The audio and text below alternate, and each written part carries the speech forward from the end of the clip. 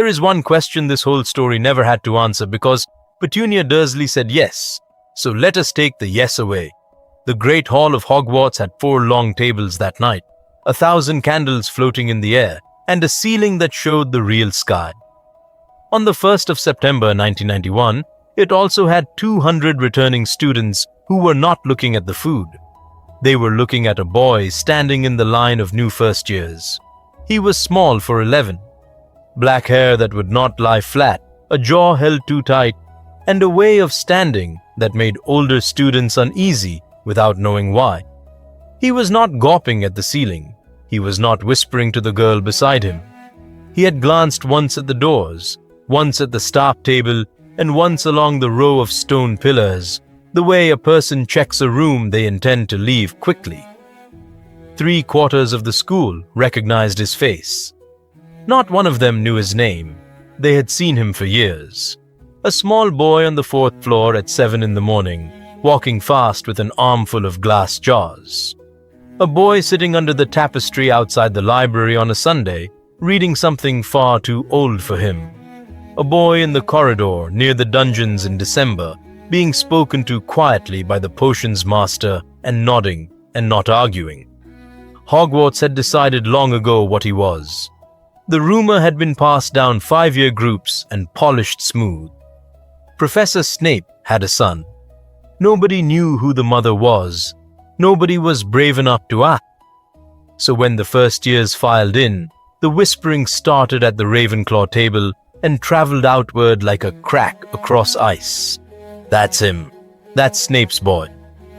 At the front of the hall, Professor McGonagall unrolled a long piece of parchment. She read the names in a clear voice, and one by one the children went up to the stool and had a very old hat put on their heads, and the hat shouted a house, and a table cheered. The boy watched the hat with great attention, not with fear, with the focus of someone studying a piece of equipment he had heard about but never been allowed to touch. Perks, Sally Ann.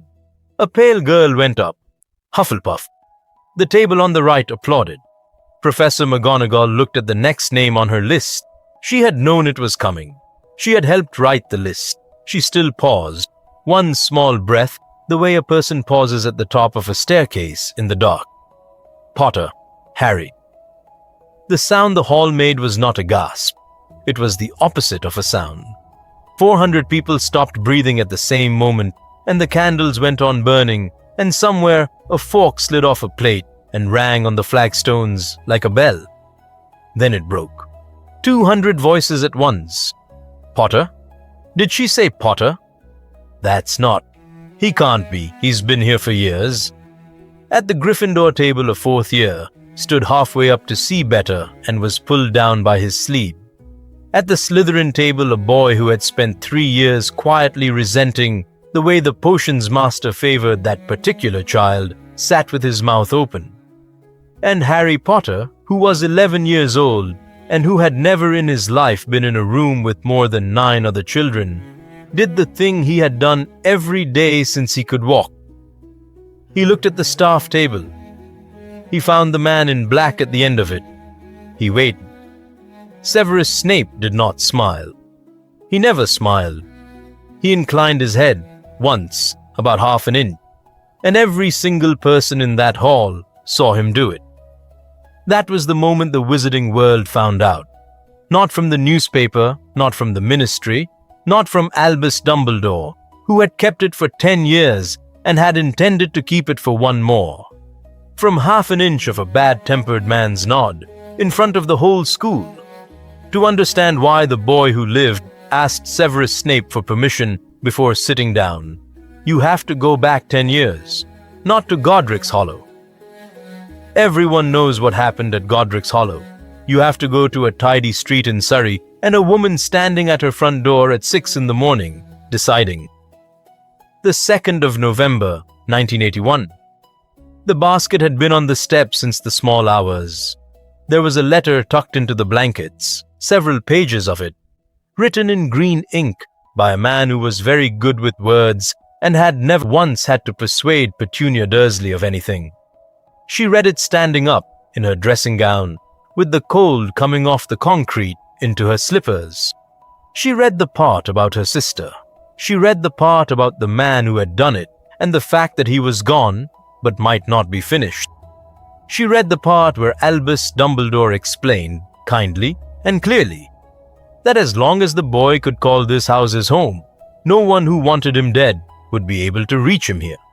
That her blood, her sister's blood, would hold up a roof over the child that no curse could get through. Then she read the last page, which said that this was the safest arrangement in Britain, and that she was the only person alive who could make it work. Petunia Evans, who had been 9 years old this summer, a strange thin boy from Spinner's End, told her sister she was a witch, stood on her doorstep for a long time. She was not a monster. That is the part people get wrong when they tell this story. She was frightened. She had been frightened since she was 10 years old. Frightened of a world that took her sister and had no use for her at all. And now that world had killed Lily and posted the leftovers to her house in a wicker basket, like a delivery of vegetables. She lifted the corner of the blanket. The child was asleep. He had a cut on his forehead that had already gone dark, a clean line, as if someone had drawn on him. Behind her, in the hall, a floorboard creaked. "What?" said Vernon Dursley. "Is that?" "Lily's dead," said Petunia. "I heard you crying. I assumed something like that." He came closer and looked into the basket and stepped back as if it had teeth. "No, absolutely not. Petunia, no. They left him here. Then they can come and collect him." Vernon's voice had gone quiet, which was worse than his shouting. "You know what he is. You told me what they are. He'll be like her. He'll do things in my house in front of my son. There'll be people in cloaks on my drive." "I know." "Then you know what I'm telling you." He straightened his dressing gown as if putting on a suit for work. "Him or me. I mean it, Petunia. I have never meant anything more. That thing does not sleep under my roof." Upstairs, Dudley Dursley began to cry, the loud, outraged crying of a baby who wants breakfast now. And that is the whole hinge of this timeline. Not a spell, not a prophecy. A frightened woman in a dressing gown at 6 in the morning, with one baby howling upstairs and another asleep on the step, choosing which one she could survive. Petunia bent down. She tucked the blanket back in over the letter, quite carefully, and she put the basket outside the door, on the mat, in the gap between the milk bottles. Then she went inside and shut the door. What she did not know, because nobody had told her, was that a large tabby cat had been sitting on the garden wall since 11:30 the previous night and had not moved and was not a cat. Minerva McGonagall had been told to go home at midnight. She had gone as far as the wall. She had a rule about children, and the rule was older than any school rule she had ever enforced. You do not leave one somewhere and hope.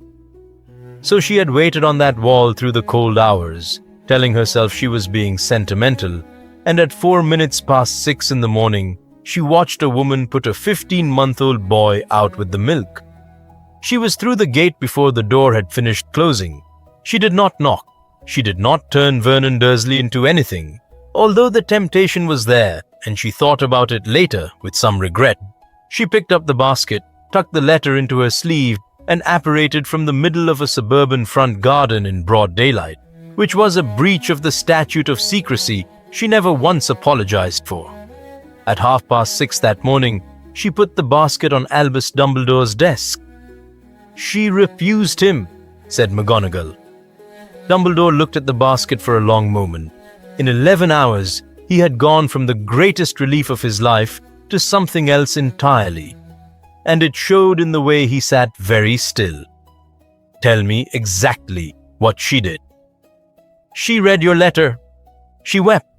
She put him on the doorstep and shut the door." McGonagall's voice was steady in the way that costs effort. "Her husband gave her a choice. She made it. Did she touch him? She tucked in his blanket. That is not the same thing." Dumbledore stood and went to the window, where a grey November was coming up over the lake. "Minerva, I need you to understand what has just been lost, because I do not think anyone else will understand it for years. Then explain it to me slowly, Albus, because I have been sitting on a wall all night. He held up one finger. There are two protections on that child. People will confuse them for the rest of his life, and the confusion may kill him. The first is the one his mother made. When Lily Potter chose to die rather than step aside, that choice went into his skin. Nobody granted it. Nobody can revoke it. It is his, permanently, and it will burn anyone who tries to lay hands on him in hatred. That one. Thank every star there is, we still have. He held up a second finger. The other was mine. I designed it last night on the way to Surrey, and it was the best piece of magic I have ever done in an hour. Her sister's blood, freely given as family, over a threshold the boy calls home. A house that cannot be entered by anyone who means him harm. 15 years of certainty, Minerva. 15 years while we work out what is really left of Tom Riddle. He let his hand fall. It required one word from her. She said the other word. Then we find another house. There is no other house of that kind. There is no other living blood. Dumbledore turned. There is Petunia Dursley, and there is nothing. The basket made a small noise. The boy had woken up and was staring at the ceiling, which had a phoenix on it, and was not troubled by any of this. They spent the next 3 weeks trying everything else. Dumbledore's first choice was not a secret and was not a surprise. Frank and Alice Longbottom were two of the finest aurors in Britain. They had defied Voldemort 3 times. They had a son almost exactly the boy's age, born one day before him. And they had a house in the country with a fierce old grandmother and 100 years of defensive charms in the walls. Alice sent back a reply within the hour. Of course, both boys together. Bring him for Christmas and he can stay for good. On the last day of that month, 4 people came to that house in the country. They wanted to know where their master had gone. They believed the Longbottoms knew. Frank and Alice Longbottom did not die. What happened to them was worse, and it is not a thing to describe in detail. They were taken to St. Mungo's Hospital, and they stayed there, and they never came home. And their son Neville was raised by his grandmother with a photograph on the mantelpiece of 2 people who were technically still alive. Bellatrix Lestrange and the 3 men with her went to Azkaban for it. They were not sorry. She said so at some length in court. Dumbledore read the report standing in the Great Hall while the students ate breakfast around him, and he understood, with the particular sickness of a man who plans for a living, that if he had moved 1 week faster, Harry Potter would have been in that house. After that, he stopped looking for a family and started looking for a fortress. The Weasleys were willing. Molly Weasley would have taken in 6 more without asking a question, which was precisely the problem. She already had 7, the youngest of them a girl 3 months old. And their house had no more secrecy about it than a music box. Hagrid was willing and could not keep a secret past lunchtime. Bathilda Bagshot was 80 and lived in the village where it had happened. McGonagall herself offered, twice, and was refused, and it was the only argument in 50 years that made her genuinely angry with him. I am the deputy headmistress of this school, Albus. Nobody would look for him behind me. Everybody would look for him behind you, said Dumbledore. You are the second most watched person in Britain, and the first is me. Whoever raises this boy must be a person no reasonable enemy would ever suspect of protecting him. He said it out loud, and heard it, and went very quiet, because there was such a person. There was exactly one. The dungeon office was cold, because its occupant did not believe in wasting a fire on himself. Severus Snape was 21 years old. People forget that. He had left school 3 years earlier. He had been a Death Eater for 2 of those years. He had gone to Albus Dumbledore in the spring of 1980 with a piece of overheard prophecy and a request. And he had spent the last 13 months finding out exactly what his request had been worth. In October, he had learned that the woman he had asked to be spared was dead in a house in Godric's Hollow with her wand still upstairs. He had not slept properly since. He was thin in a way that worried the house elves. He had been appointed potions master in September and taught his lessons like a man reading out a list of things he did not care about. Dumbledore came in without knocking and put the basket on the workbench between a rack of cooling vials and a jar of dried beetles. Snape looked at it. Then he looked at Dumbledore. Then he looked away at the wall and kept looking there. "Take it out of here. Him! Take him out of here. Her sister put him on a doorstep," said Dumbledore, and shut the door. "Then find another relative. There are none. There is a grandmother in the country who is nursing 2 ruined children of her own. There is a school full of witnesses. There is a family of blood traitors with a newborn and no walls." Dumbledore sat down uninvited on the hard stool. "And there is you. No, you asked me to protect her." The vials on the rack rattled very slightly. "Do not," said Snape. "You came to me in the spring and you asked me to keep Lily Evans alive, and I said I would try, and I failed her." Dumbledore's voice was not unkind, which made it harder to listen to. "I am not here to punish you, Severus. I am here because of a piece of arithmetic. When Tom Riddle comes back, and he will come back, the single most valuable thing this side of the war can own is a man in his circle whom he trusts completely. You are that man. You can be that man for 20 years, and I am about to ask you to give it up." Snape turned round at last. "Explain. If you take this child, you can never be seen to have taken him. Not by Lucius Malfoy, not by Karkaroff, not by any of the ones who are currently very busy explaining to the ministry that they were under a curse the whole time. The moment they know you are a traitor, and you are worth nothing to me as a spy, and rather less than nothing as a living man." Dumbledore leaned forward. "So the house comes under a Fidelius charm, and I will hold the secret myself. Nobody finds you. Nobody visits. Nobody knows, except the people in this castle who must, and they will be told very little. You will teach here in time, and no student will ever be given a straight answer about who the boy is. For how long? Until he is 11, when his name goes on a list that I do not control and cannot alter. After that we improvise." Snape laughed. It was not a nice sound. 10 years of hiding, and then a school register undoes it. "Yes, you are a remarkable planner, headmaster. I am a desperate one." Dumbledore stood. "I will not pretend this is fair. You will be raising the child of a man you hate, in the house you grew up in a town you loathe, alone, at 21 years of age, and no one will ever thank you for it, because no one will ever know. I am asking anyway." The boy in the basket had got hold of the edge of a blanket and was chewing it thoughtfully. He had a cut on his forehead in the shape of a thin bolt. He had messy black hair that stuck up at the back, exactly like his father's. That was the first thing Snape had noticed, and the reason he had spent the whole conversation looking at the wall. Then the boy sat up and looked at the stranger in black, and Snape made the mistake. He looked back, green eyes, not James Potter's eyes, not a shade off, not a near miss. Hers, exactly, in a face that had no business owning them. Severus Snape stood in his own cold office for a while.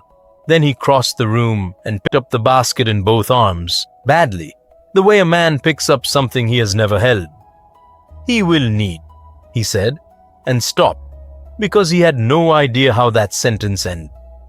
"Yes," said Dumbledore, "he will." Spinner's End was a row of narrow brick houses at the end of a dead town, beside a river that had not been cleaned since before the war. The mill at the top of the hill had shut. Half the windows on the street were boarded. On the 4th of November, 1981, Albus Dumbledore stood in the front room of the last house on that row and performed a Fidelius charm, and the house stopped existing.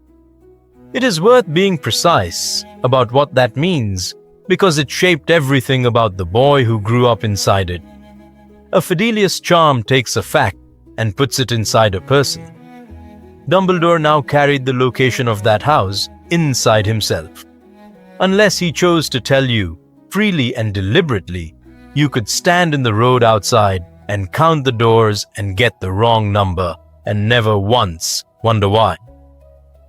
The postman stopped delivering. The rent collector stopped calling. 2 doors along, a woman who had known Eileen Snape for 30 years walked past the end house every day for the next decade and never thought about it at all. Nobody could find them, nobody could reach them, and nobody could see in. That was the protection. Set beside what Petunia Dursley had thrown away, it was a shabby little thing, a house that a single man's death or a single man's choice could unlock, instead of 15 years of certainty. Dumbledore knew it. He wrote in his own record that the arrangement was the second best available and that he had reason to fear the day it was tested.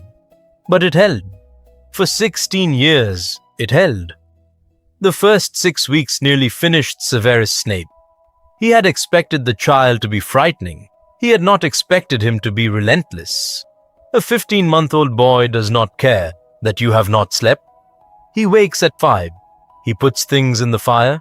He learns to open the cupboard where the arsenic is kept and has to be caught by the ankle twice in one afternoon, which is how a 21-year-old man came to spend a whole evening putting unbreakable locking charms on every door in a house he had once been beaten in.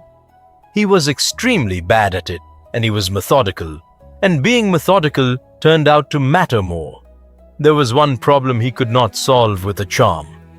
At around 2 in the morning, most nights, the boy woke up screaming. It was not ordinary crying. It was a high, thin sound with no comfort in it at all. And it always came with the same word, which was not a word yet, just a shape in his mouth that adults make into no. Snape learned in the first week that picking him up did not work. Rocking him did not work. Talking to him did not work, partly because Snape's voice at 2 in the morning was not a soothing instrument. What worked eventually, entirely by accident, was potion work. If he carried the boy down to the front room where the cauldron was and set him on the rug and simply went on stirring, the screaming stopped. The child would lie on his stomach and watch the flame and the steam and the slow turn of the ladle, and his breathing would come down. After 20 minutes, he would be asleep with his cheek on the floorboards. So that is how Harry Potter spent the nights of his second winter, on a rug in a dead mill town, in front of a simmering cauldron, watched over by a man who could not think of one gentle thing to say, and could brew a draught of peace in his sleep. A house elf came from Hogwarts once a week, with food. Her name was Nettle. She was very old, extremely deft, and had been given the job precisely because she could be trusted not to gossip about anything she saw, having stopped being interested in human affairs sometime around 1910. She brought bread and milk and a chicken and, unasked, on the first Sunday in December, a small wooden horse on wheels. Snape looked at the horse for a long time and did not throw it away. He never said her name. Not once. Not in 16 years. That is the thing about this timeline that people find hardest to accept, and it is the most in-character detail in the whole story. Severus Snape raised Lily Evans' son and could not make his mouth produce the word Lily. So the boy learned other ways to ask. He was 3 the first time. He had found a photograph in a book on the top shelf, which he had reached by stacking 2 chairs. It showed a young woman laughing at somebody off to the side of the frame, and she was moving, because wizarding photographs do. "Who is it?" he said. Snape took the book. He shut it. He put it back on the shelf, higher. "Your mother." "What's her name?" There was a pause that the boy would remember for the rest of his life without knowing why. "She was better at potions than I was," said Snape. "At 16, she could brew a draught of living death, and I could not. She never once let me forget it." Then he left the room. That was how it went.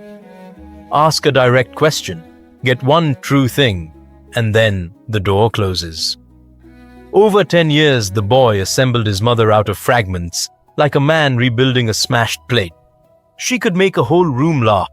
She wrote in a slanted hand. She was frightened of heights and pretended not to be. She once turned a boy's hair green for a week and refused to apologize. He got almost nothing about his father. He asked. The answers were short and factual and had a flatness under them that even a small child could hear. Was he good at magic? Yes. Was he brave? A very long pause. Yes, said Snape. He was. And Harry, who was 6, noticed that the man had told the truth and hated telling it, and filed that away because he had already begun to be the kind of person who files things away. He could read at 4, not from picture books because there were none in the house, from labels, powdered root of asphodel, infusion of wormwood, bezoar, do not use with silver.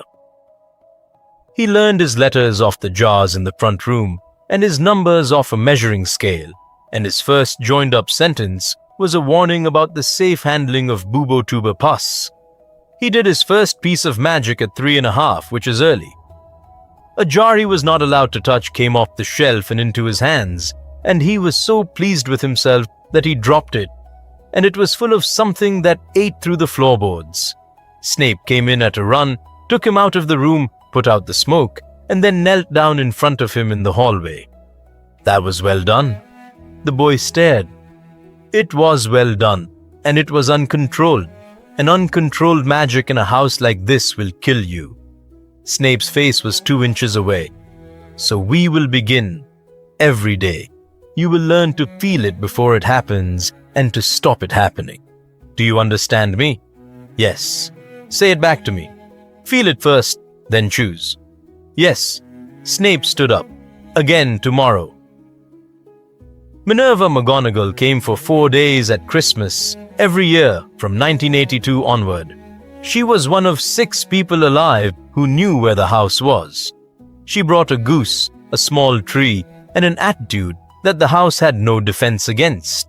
She read aloud in the evenings, which nobody else ever did. She taught the boy chess when he was 5 and lost to him when he was 8 and never let him win once in between, so that when he did win, he knew it was real. She also had one fight a year with Severus Snape, always on the last night, always in the kitchen, always in a low voice. They both thought the boy could not hear through the floor. He has never met another child. He has met your students. He has been looked at by my students, Severus, which is not the same. He is turning into something. He watches. He works out what people want, and he gives them exactly that much and no more. He is 7. He is safe. He is alone. Those, said Snape, are not opposites. But she got her way in the end, in her way, which was sideways. In the autumn of 1984, Severus Snape wrote to Albus Dumbledore and requested permission to bring his ward to live in the castle during term time. He gave 3 practical reasons, all of them true, and none of them the reason. The reason was that he had come into the front room in September and found the boy sitting on the windowsill watching the empty street. When he was asked what he was doing, the boy said, without any self-pity at all, that he was counting how many people went past. The answer that day had been 2. Dumbledore said yes. Which is how a 4-year-old boy came to grow up inside Hogwarts in the years before he was allowed to be a student there. Here is something no student in 1,000 years of Hogwarts has ever had. Harry Potter knew the castle before he knew the alphabet properly. He knew that the staircase on the 3rd floor moved on Tuesdays and Fridays and pretended not to. He knew the tapestry behind which the kitchens were, and that if you tickled a pear, you got in. and that the elves would give a small boy anything at all if he asked politely. He knew which suits of armor hummed. He knew the 17 ways down to the dungeons, and which 2 of them nobody used. He grew up among the only companions available, and they were not children. The portraits knew him by name and argued over him. A knight in one of the 4th floor frames spent 3 years trying to teach him sword fighting through the glass. Nearly Headless Nick told him ghost stories that were technically autobiography. The Bloody Baron, who spoke to nobody, once moved out of a doorway to let a 5-year-old through, which the other ghosts discussed for a decade. Peeves the Poltergeist adored him, because Peeves adored anyone who was in trouble more often than he was, and dropped a bucket of frog spawn on his head as a gesture of affection. And there were the teachers. Professor Sprout let him repot things in Greenhouse 1 and taught him that plants forgive you. Madame Pomfrey mended him roughly twice a term and never told Snape about the smaller injuries, which was the first secret Harry was ever part of. Professor Flitwick thought the whole arrangement was scandalous and refused to say so out loud. He taught the boy a levitation charm at 6 years old, purely to see what would happen. Then he had to explain to the headmaster why a small child had been found sitting on the ceiling of the charm's corridor. Term time was the castle. Summer was Spinner's End, the empty street, the river, and the man. The students, as promised, were told nothing. So they invented. The boy in the dungeons was Snape's son. The boy in the dungeons was Snape's nephew, orphaned in the war. The boy in the dungeons was a ministry ward being kept from a cursed family. The boy in the dungeons was, according to one confident Ravenclaw in 1986, a homunculus that Professor Snape had grown in a cauldron. Harry heard about that one at 9 years old and thought it was the best thing he had ever been called. He had one rule from Snape about it, and he never broke it. If you are asked your name, you give them Harry. Nothing else, not the other name, not ever to anyone in this castle or out of it. Why? Because there are men who lost everything on the last night of October 1981 and who would like very much to find the reason. That was the closest Snape ever came, in 10 years, to telling him. Then there was the other lesson, the one that made him what he became. It started when he was 7 at the kitchen table in Cokeworth, with 2 cups of tea going cold between them. There is a kind of magic, said Snape, for reaching into a mind and reading it. It is not common, it is not detectable, and there are perhaps 4 men living who can do it well, and I would rather you were never in a room with any of them. Can you do it? Yes. Harry thought about that for a while. It explained several things about his life. So you can teach me to stop it. I can teach you to be difficult. Nobody is impossible. Snape put his cup down. It begins with your face. A face is the loudest thing in any room, and yours currently announces everything you feel about half a second before you feel it. So, think of something that makes you angry and give me nothing. They worked at it every summer for 9 years. It was not gentle. Snape came into his mind like a man opening drawers and left the drawers open, and Harry learned to keep the drawers empty and then to keep a false set of drawers in the front. By 11, he could hold a blank face through pain. By 14, he was better at it than most ministry officials. McGonagall, who watched all of this happen, said one thing about it at the Christmas of 1989. You are building a boy who cannot be read, Severus. Have you considered that he may also become a boy who cannot be reached? Snape did not answer, because there was no answer and because it was already true. There were only 2 people in those years who got in past the drawers, and neither of them did it on purpose. The first was a Hufflepuff girl called Nymphadora Tonks. She arrived at Hogwarts in 1984 and found a very small boy sitting on the stairs outside the dungeons in her second week, and sat down next to him without being invited. Then she changed her nose into a duck's beak. Harry laughed. It shocked him. He had not made that noise before. She was a metamorph magus, which means her body did what her mood told it to, which is the exact opposite of everything Severus Snape was teaching that child upstairs. She was clumsy and loud, and she was the first person under the age of 30 who ever treated him as an ordinary human being. For 7 years, whenever she saw him in a corridor, she pulled a face, and he tried not to laugh and failed, and she made a small note of the victory in the air with her finger.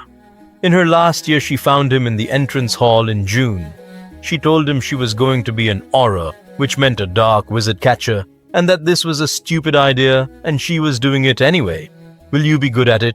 said Harry. "Absolutely terrible," said Tonks. "Right up until I'm brilliant."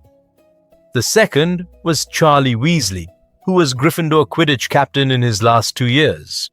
He found the mystery boy watching training from the top of the stands one afternoon in the spring of 1990. Charlie, being a Weasley, did not ask who he was. He asked if he wanted to go. Harry Potter, who in another life was the youngest seeker in a century, stood at the edge of the pitch with a school broom in his hands, aged 9, and did not get on it. "I'm not allowed. Not allowed to fly?" Charlie was genuinely baffled. Who isn't allowed to fly? Harry went back up to the dungeon and asked, and got the shortest answer of his childhood. "No." "Why not?"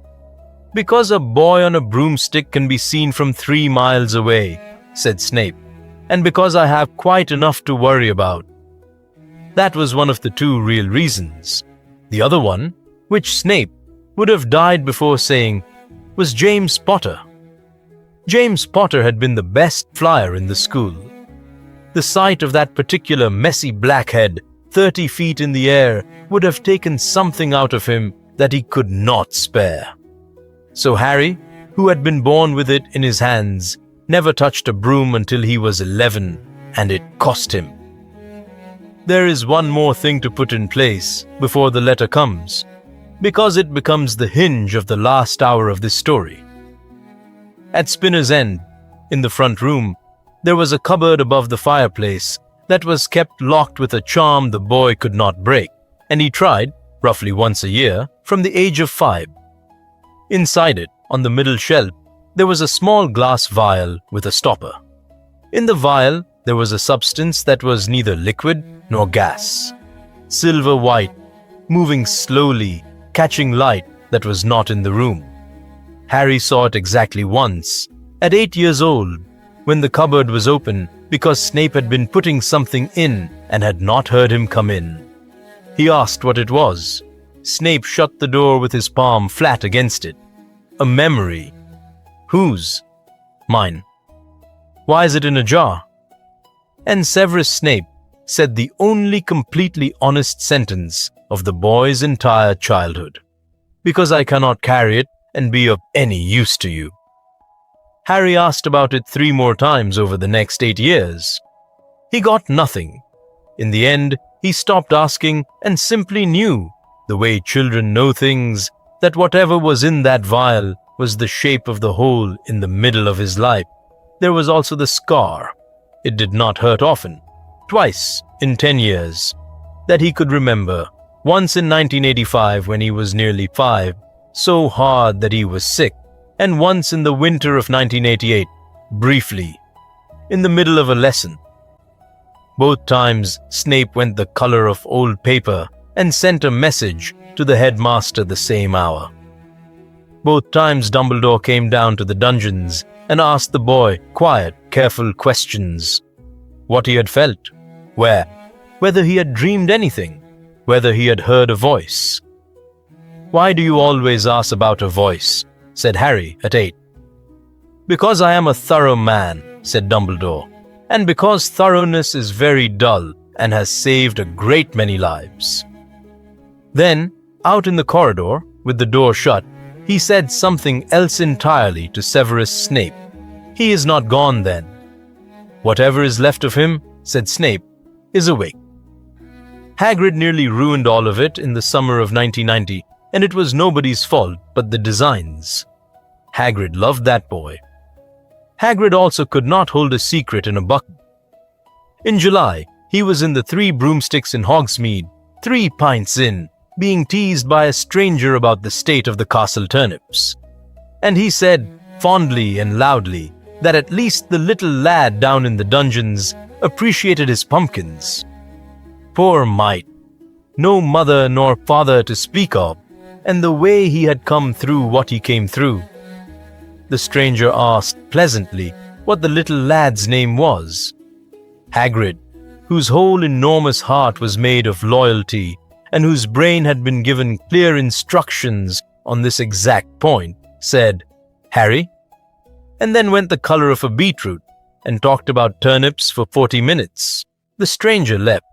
Nobody ever learned who he was. Snape spent a month checking the wards on Spinner's End twice a night, and Dumbledore did not sleep well that August, and nothing came of it. Nothing came of it for 1 year. Then, on the 24th of July 1991, a letter arrived at Hogwarts. It was addressed to a boy who was living about 400 feet below the room the Quill was writing in. And the 10-year plan ran out of print. They told him on the 25th of July, 6 days before his 11th birthday, in the headmaster's office, with the windows open because it was the hottest day of the year. Dumbledore did the talking. Snape stood against the bookcase with his arms folded and looked at the floor for most of it. Harry was told that there had been a war, that a wizard called Lord Voldemort had led one side of it and had killed a great many people, and that the correct way to be frightened of him was to say his name out loud rather than to whisper. He was told that a prophecy had been made before he was born about a child who would be able to finish him, and that Voldemort had heard part of it and had decided that the child was Harry. He was told that his parents had been hidden by a powerful charm, and that the charm had been broken by betrayal.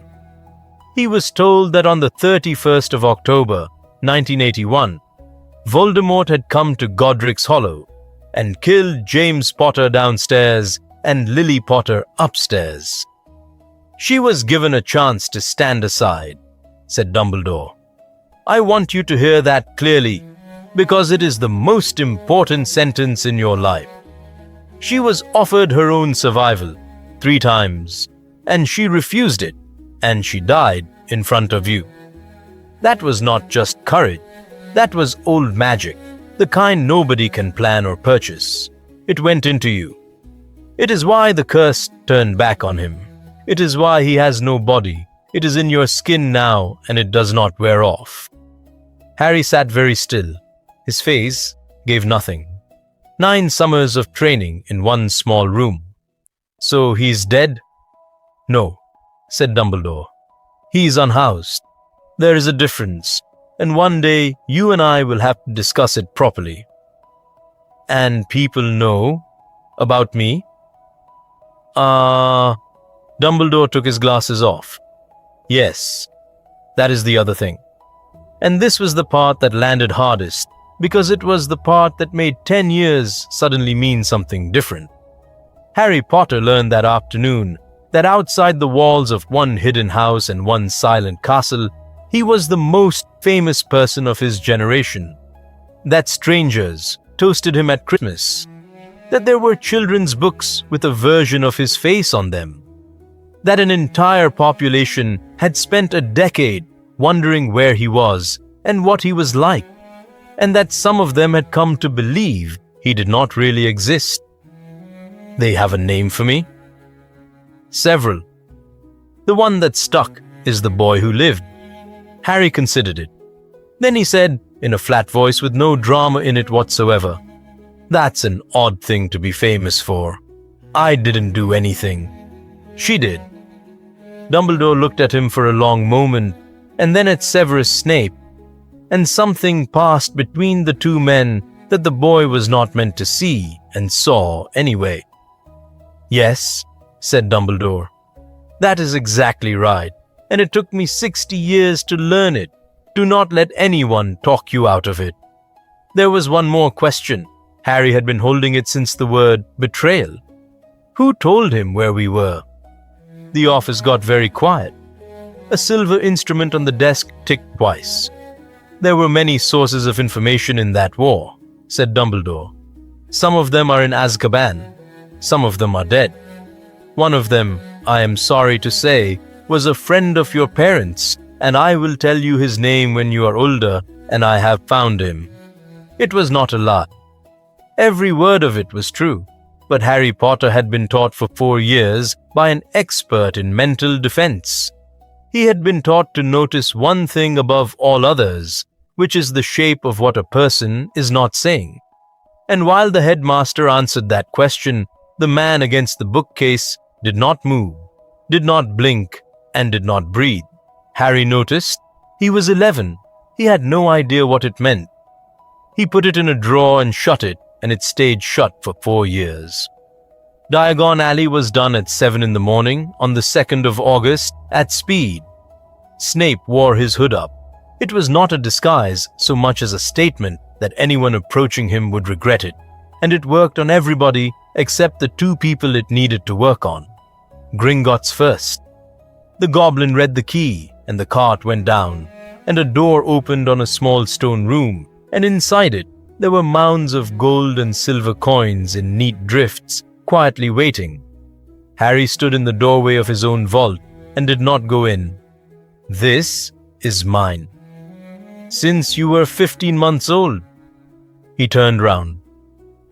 He thought about the boarded windows on Spinner's End, the coat with the mended cuffs he had worn for 2 winters, the times the milk had been counted.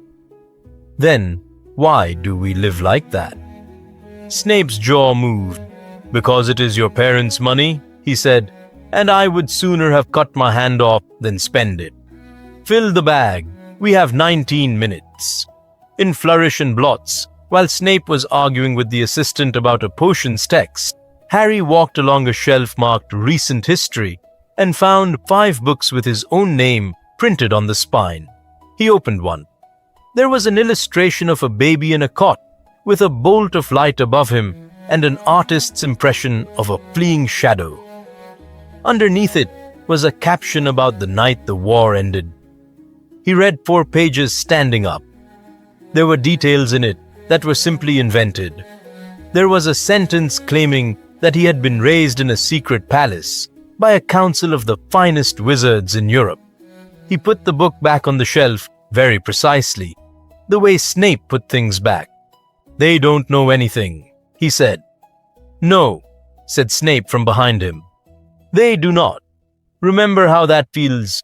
It is the only advantage you will ever have over a crowd.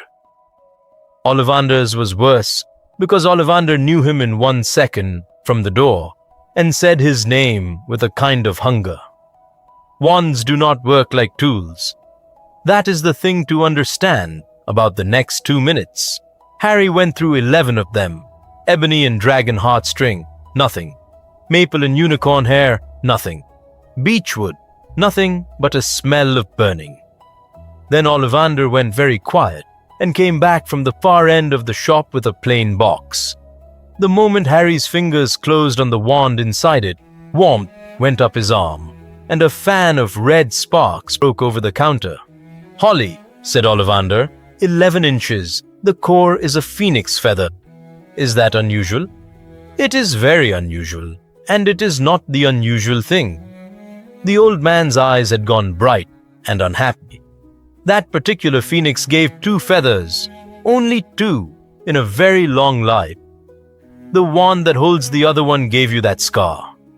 Nobody spoke for a moment. Snape's hand had gone flat on the counter. Sir, said Harry, are you telling me my wand is the brother of his?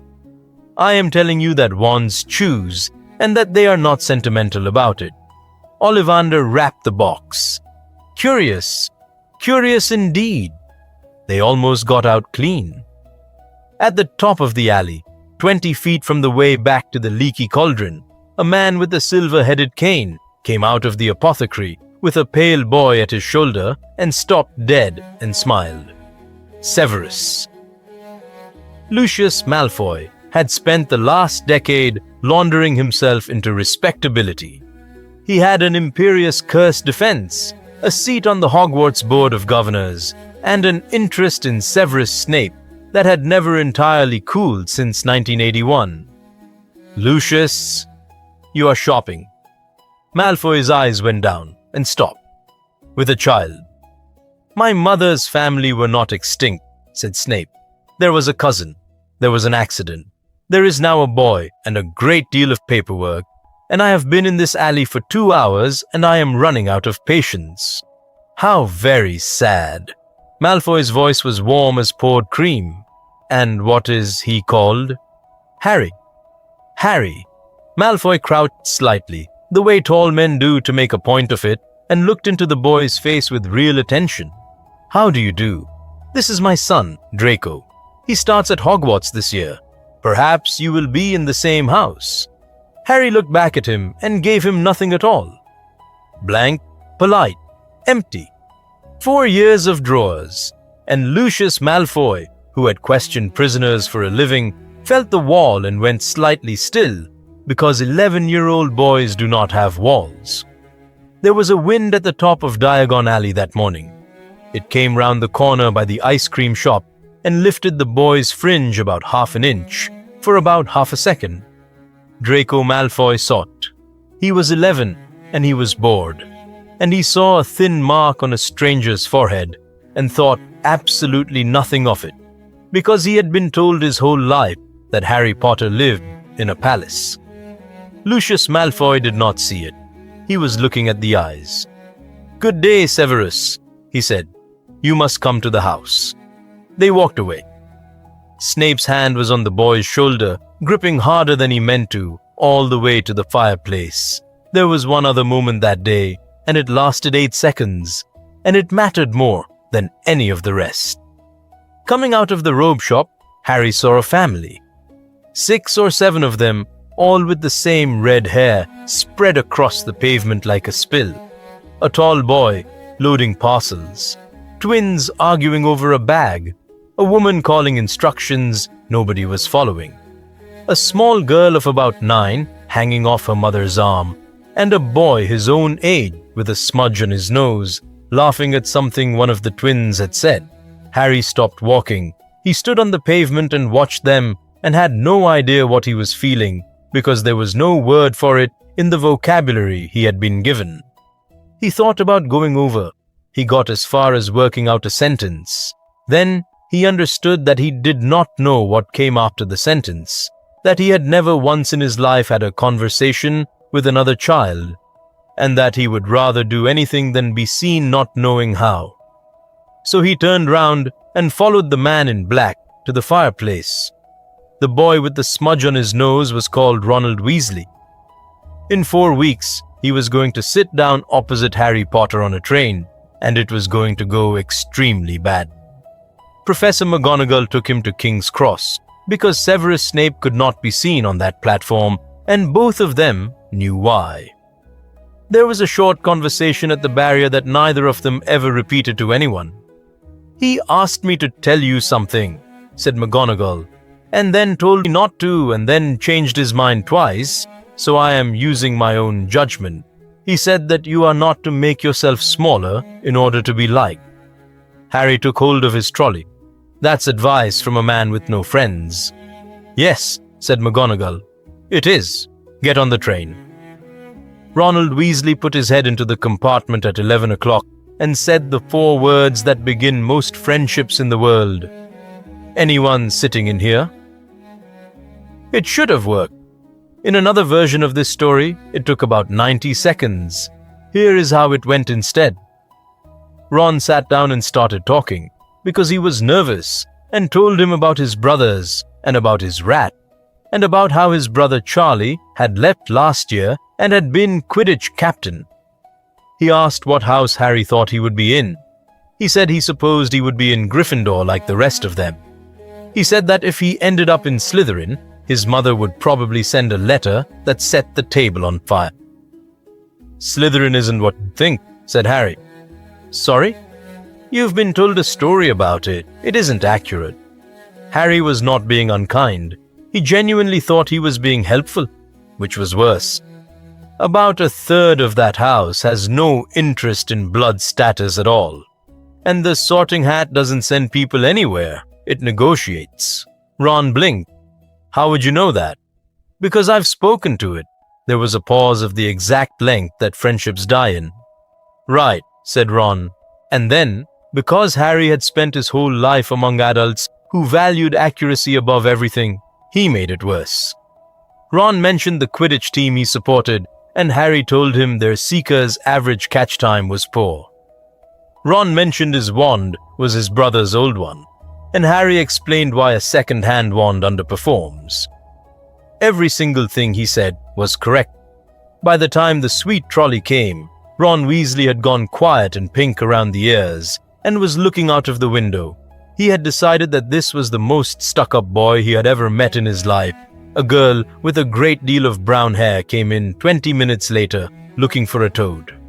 She and Harry recognized each other instantly, the way two people who both need to be the cleverest in the room always do. Hermione Granger said she had learned all the set books by heart. Harry said that the first-year charms text had 4 errors in it. She asked which ones. He listed them. She wrote them down, which he had not expected, and then she asked him, with genuine suspicion, how he could possibly know that. Someone taught me. Who? A man who checks things. She looked at him hard and left, and spent the rest of the journey in a state of considerable irritation. By the end of the year, she was the only person in the school who could beat him at anything. You know what happened when they reached the castle, because we began there. The parchment, the pause, the name, the silence, the fork on the flagstones, the half-inch nod that told 400 people the truth. What happened under the hat? Nobody heard but Harry. Well, said a voice inside his head, comfortable and very old. You have been living downstairs for 7 years, and you have never once come up here to be looked at properly. I have been curious. Put me in Slytherin, thought Harry. You are quite certain? Yes. Interesting. You have the mind for it. Self-possession, patience, a nasty talent for saying the true thing at the worst moment. You would do well there, and that is not why you are asking. The hat sounded almost sorry. You are asking because you want to sit at the table nearest the man at the end of the stop bench. You are 11 years old and you want to go home. That is not ambition, child. That is homesickness in a good coat. Then put me there anyway. I have never once sorted a child into a house because he was frightened of being lonely, and I am not starting tonight. A rustle, almost a laugh. There was a girl on this stool in 1971 who wanted the same house for very nearly the same reason, and she did not get it either. You have her eyes, and you have her arguments. Off you go. And out loud, to the whole hall, it shouted, Gryffindor! The Gryffindor table cheered because it was expected of them. It was the strangest cheer that Hall had heard in a century, thin and confused, half of it turning to look at the staff table to see what the potions master would do. Severus Snape's face did not move. Not one muscle. Harry Potter walked to the Gryffindor table and sat down between 2 boys who edged away from him. And he understood, quite clearly, that the only home he had ever had was 70 feet away across a stone floor, and that he was not going back to it. The Daily Prophet had it within 30 hours. Then Britain lost its mind. The story wrote itself, and a woman called Rita Skeeter wrote it faster than anyone. The boy who lived had not been in a palace. He had been hidden for 10 years in the house of a man who was named at the Wizengamot hearings of 1981 as a Death Eater. A man who had walked free on the word of Albus Dumbledore alone. There were 9 days of it. Editorials demanding an inquiry. Letters from strangers arriving in sacks.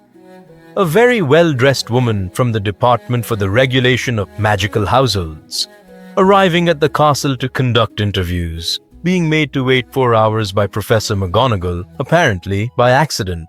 The ministry opened a formal review of the guardianship of Harry Potter. It ran on and off for 3 years, and its file was still open on the day everything else in this story went wrong. And for Severus Snape, the 9 days did something that could never be undone. Igor Karkaroff read the newspaper in Durmstrang and laughed until he had to sit down. Lucius Malfoy read it at breakfast at Malfoy Manor and did not laugh at all. He set the paper down, sent his son a letter asking one careful question, received the answer that yes, the boy in the alley had a mark on his forehead, and then sat in his study for a long time.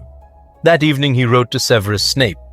The letter was 2 lines long and perfectly courteous, and Snape burned it, and then reread it in his head for 16 years. It said, "I did wonder why you never came to the house. You have chosen your side very quietly, old friend, and I shall be sure to tell everyone. That is the price this timeline pays for its central kindness. And the story has to be honest about it. In the world you know, Severus Snape spent the Second War inside Voldemort's circle, listening, feeding Dumbledore everything. Here, from the 2nd of September, 1991, he's simply a traitor with a school post, and the Order of the Phoenix fights the whole coming war death." Dumbledore knew exactly what he had bought and what he had paid. "Do you regret it?" he asked that night in the office. "I regret all of it," said Snape.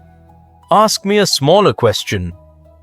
The first term was the loneliest 3 months of Harry Potter's life, and he had grown up in an empty house. In the Slytherin common room, he was the boy who had taken their head of house and hidden him. In Gryffindor Tower, he was the boy who came out of the dungeons, who knew the passwords before he was told them, whose homework came back with more red ink on it than anybody else's. That last part was true, and nobody believed it. Twice a week, Severus Snape stood over Harry Potter's cauldron and took his work apart in front of 20 witnesses, and the whole class read it as a performance. And it was not. It was the only language the man had. If the boy's shield charm was slow, he said so. If the boy was tired, he did not notice. Harry, who had been trained to give nothing away, gave nothing away. He sat at the back and got everything right and ate his meals fast and went to the library. The school decided he was arrogant, the school was wrong, and there was nobody in the world he could have explained it to. He got 2 things out of that autumn, and both of them arrived by accident. The first was flying, and it arrived as a humiliation. Madam Hooch put 20 first years in a line on the lawn with 20 school brooms and told them to kick off from the ground. 19 children went up. Harry Potter's broom rolled over sideways and put him on his back in the wet grass, in front of the entire year group, including Draco Malfoy, who laughed so hard he had to hold on to Crabbe. He tried again. He went up 8 feet, overcorrected, and came down on his shoulder. The truth, which none of them knew, was that Harry had exactly the reflexes his father had, sitting unused inside him for 11 years, like an instrument nobody had opened the case on. He had no idea how to trust his own hands, because trusting anything had been trained out of him. Ron Weasley found him on the pitch at 6 o'clock the next morning, dragging a broom out of the shed on his own. They had not spoken properly in 6 weeks. "You're gripping it like a rope," said Ron. Harry turned round with his face already blank. "You lean, you don't steer. Charlie used to say it's like a horse, except a horse has opinions." Ron shrugged, going red. "I'm rubbish at it too. I'm just rubbish in a normal way." They were out there for an hour. By the end of it, Harry could turn without falling off, and Ron had not once mentioned the newspapers, and something in the boy's chest had loosened by about the width of a hair. 2 weeks later, in the last week of October, a mountain troll got into the castle, and the second thing arrived. Everybody was sent to their common rooms. Harry had known that building since he was 4. He worked out, from the smell in the second-floor corridor and the direction of the crash, that the thing had gone into the girls' bathroom by the west stair. He also knew that Hermione Granger had been in that bathroom for 2 hours, crying, because Ron had said something cruel about her at lunch. Harry had heard him say it, and had said nothing. He turned round and ran the wrong way down the corridor against the whole school. Ron Weasley, who had absolutely no reason to, ran after him. What happened in that bathroom took 90 seconds. Harry got the club off the troll with a levitation charm he had learned at 6 years old from Professor Flitwick as a joke. Ron dropped it on its head, and Hermione Granger, standing in a corner with her wand out and her whole face wet, was the one who thought to jam the door open so the teachers could get in. Afterwards, in the corridor, while McGonagall shouted at all three of them, Harry said the truest sentence of his first year. "You didn't need to come. I had it." "I know," said Ron. "That's not why I came." And Hermione Granger, who had spent 2 months resenting him and 1 hour crying because of them, looked at both of these boys and decided, in the practical way she decided everything, that she was going to fix them. The rest of that year is a story you half know, and it went differently in one crucial way. Harry noticed the new defense teacher in the second week of term, and he noticed him for a reason nobody else in the castle had. Professor Quirrell stammered and flinched and smelled strongly of garlic and wore a purple turban indoors in September. And on the 10th of September, in the corridor outside the staff room, Harry Potter walked past him and his scar went cold. Not painful. Cold. Like a draft out of a cellar door. He had been raised by a man who trained him for 4 years to notice what was wrong in a room and to report it immediately. So he did the single most un-Harry Potter thing in this entire timeline. He told an adult. That is how a plan came to exist in October, 6 months before it would have existed otherwise. Dumbledore and Snape put a watch on the 3rd floor corridor. Snape spent the autumn shadowing Quirrell so obviously that half the school thought he was bullying him. The Philosopher's Stone, which was hidden behind a series of guarded doors, was quietly reinforced, and every teacher who had contributed a protection was told to be within 30 seconds of it at all times. It was a good plan. It was made by 2 of the cleverest wizards alive. And here is what the story owes you, because otherwise, none of this is worth watching. It failed. It failed because the thing living on the back of Quirinus Quirrell's skull was not a monster. It was Tom Riddle, and Tom Riddle had spent 70 years being the fastest learner in any room he entered. He had worked out by Christmas that the boy had informed on him and that the potions master was his shadow. So on the 4th of June, 1992, Severus Snape received an urgent message that a student had been found unconscious in the greenhouses with cursed burns. And it was true, because Quirrell had put her there. And Madame Pomfrey needed a specific antidote that only the potions master could brew, and that took 40 minutes. 40 minutes was all of it. Harry knew because he was standing in the entrance hall when the message came, and because his scar had been cold all afternoon. He also knew that Dumbledore had left for London that morning on an urgent summons from the ministry, which had also been arranged. He had a choice. He made the wrong one, and it was the first genuinely Gryffindor thing he ever did. 3 11-year-olds went through that trapdoor. Hermione Granger got them past a strangling plant, then solved a logic puzzle with 7 bottles in it, and made him drink the right one. She stayed behind in a room full of black fire, because there was only enough for one. Ron Weasley walked into a chess game the size of a hall, played it as a knight, worked out the only winning line, and let himself be smashed off the board so that Harry could take the king. Harry went through the last door on his own. There was a mirror in that room, taller than the ceiling of any house he had lived in. Quirinus Quirrell was standing in front of it, tearing at his own reflection. The stone was inside the glass, and the glass would only give it up to a person who wanted it and did not want to use it. He turned. He took Harry by the shoulders and pushed him in front of the glass. "Look, tell me what you see." And Harry Potter looked into the mirror of Erised, which shows you nothing more or less than the deepest want in your heart, and he saw a kitchen.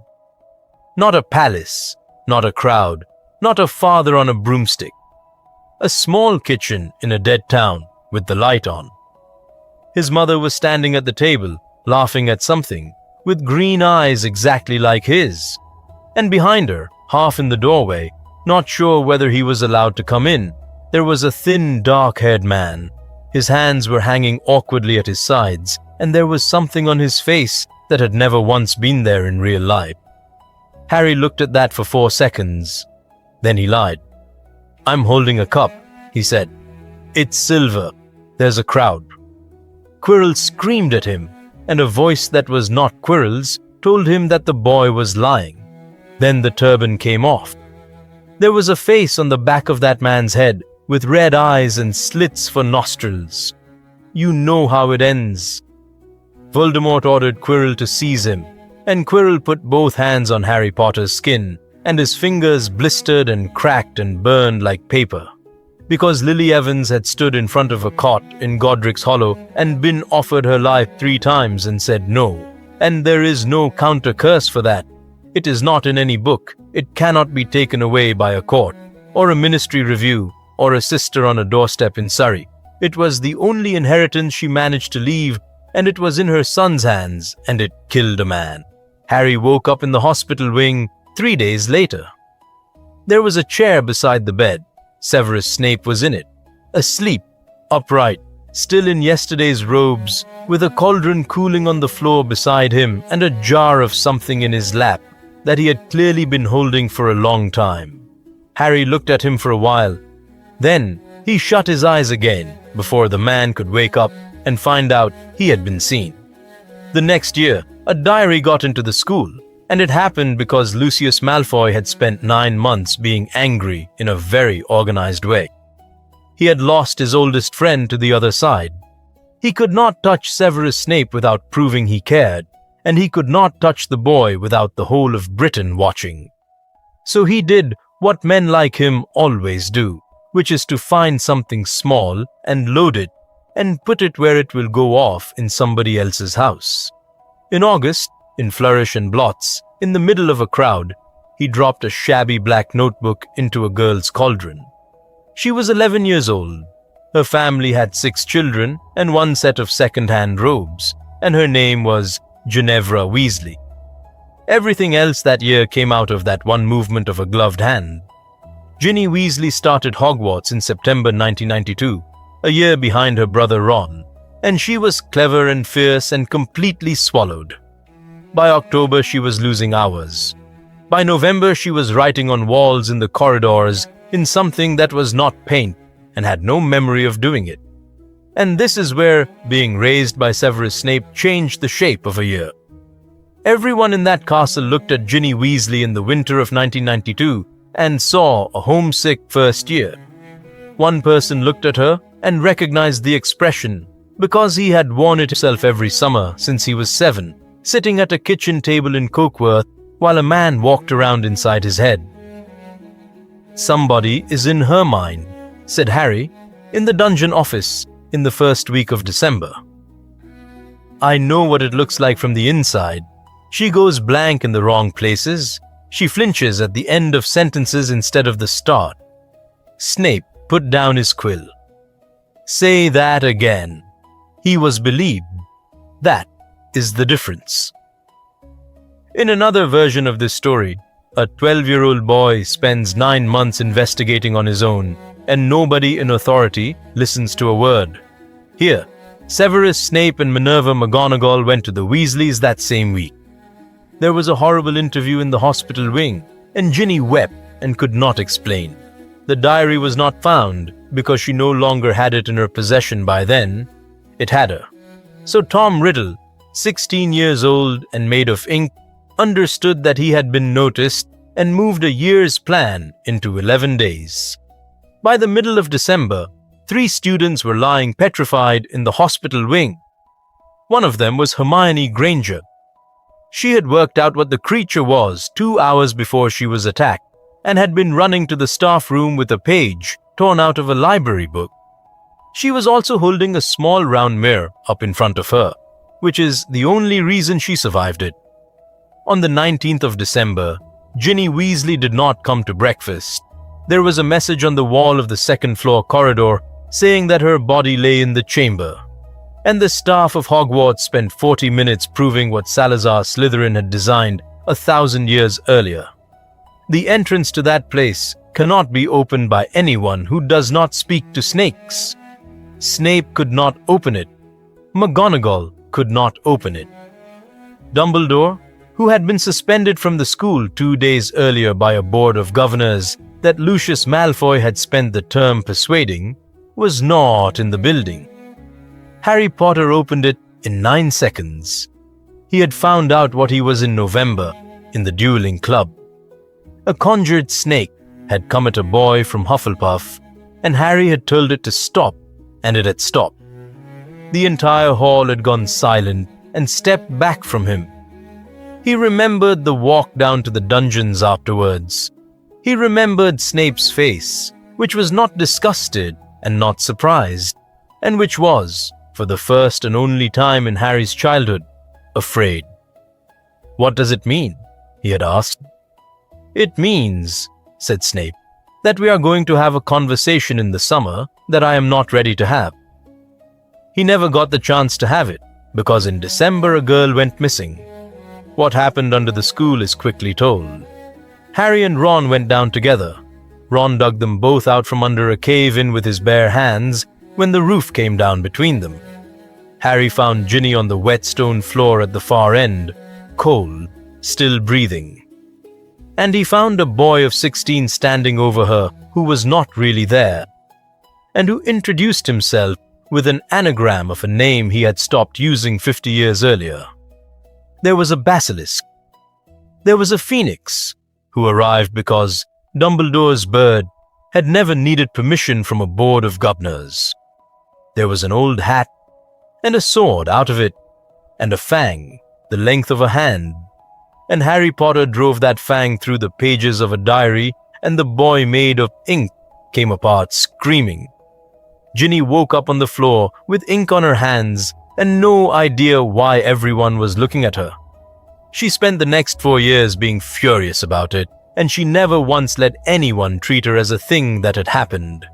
When she was 15, she was the fastest, meanest duelist in her year, and everybody in that school knew exactly why, including her. Lucius Malfoy lost his seat on the board within a fortnight. He never lost anything else, which is worth remembering. And upstairs at 1 a.m, while the school slept off it, 2 men had a conversation in the headmaster's office with the door locked. "He speaks it," said Snape. "He speaks it fluently. He has never learned it," and a diary that held a piece of Tom Riddle's mind reached for him first and the girl second. "Albus, I have a question, and you are going to answer it."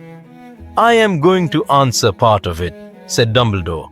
"The rest I cannot answer yet, because I have a theory and no proof.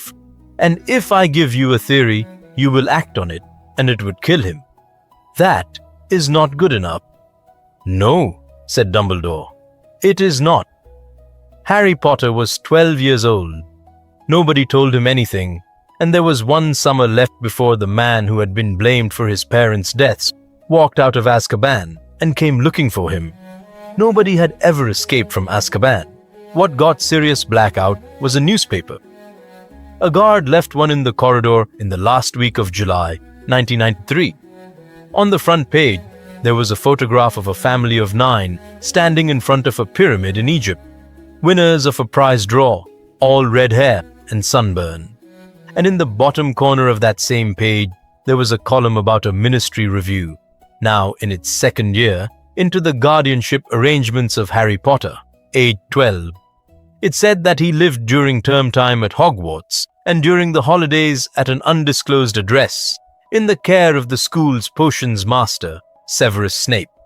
Sirius Black had been in a cell for 11 years and 8 months, kept alive by exactly one thought, which was that he was innocent.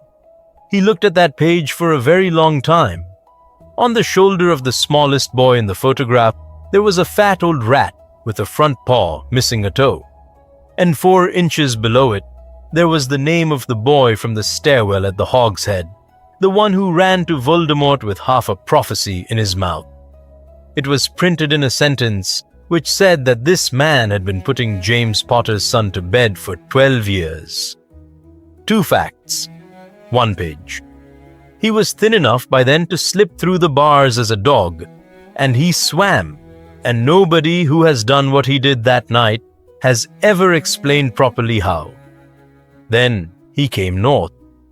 The Dementors on the Hogwarts Express on the 1st of September were sent by the Ministry, and one of them opened the door of a compartment in the middle of the train. A Dementor does not attack a body. It attacks memory. It goes down to the worst thing you have and holds it open in front of you. Harry Potter, 13 years old, heard a man shouting downstairs to take the boy and go. He heard a door break. Then he heard a woman's voice. Close, very close, begging, and then not begging. Then a sound like the world tearing. And he went down onto the floor of the train, with his ears full of a scream he had never in his conscious life heard.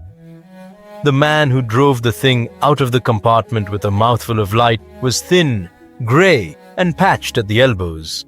He was on that train because the headmaster of Hogwarts had written him a letter after 11 years of silence. Remus Lupin met the son of his two best friends properly at 6:30 that evening. He had known this was coming for a month and had rehearsed it, and none of it survived contact. "You've got her eyes," he said, and then, "Sorry. Everyone will say that." "So far, it's been 3 people in my life," said Harry, "and one of them was a wand-maker." Lupin laughed and then stopped laughing very suddenly and had to look out of the window. He was the 3rd person and the best. Minerva McGonagall had given Harry his mother's stubbornness. Severus Snape had given him her hands, her precision, her talent for the exact word.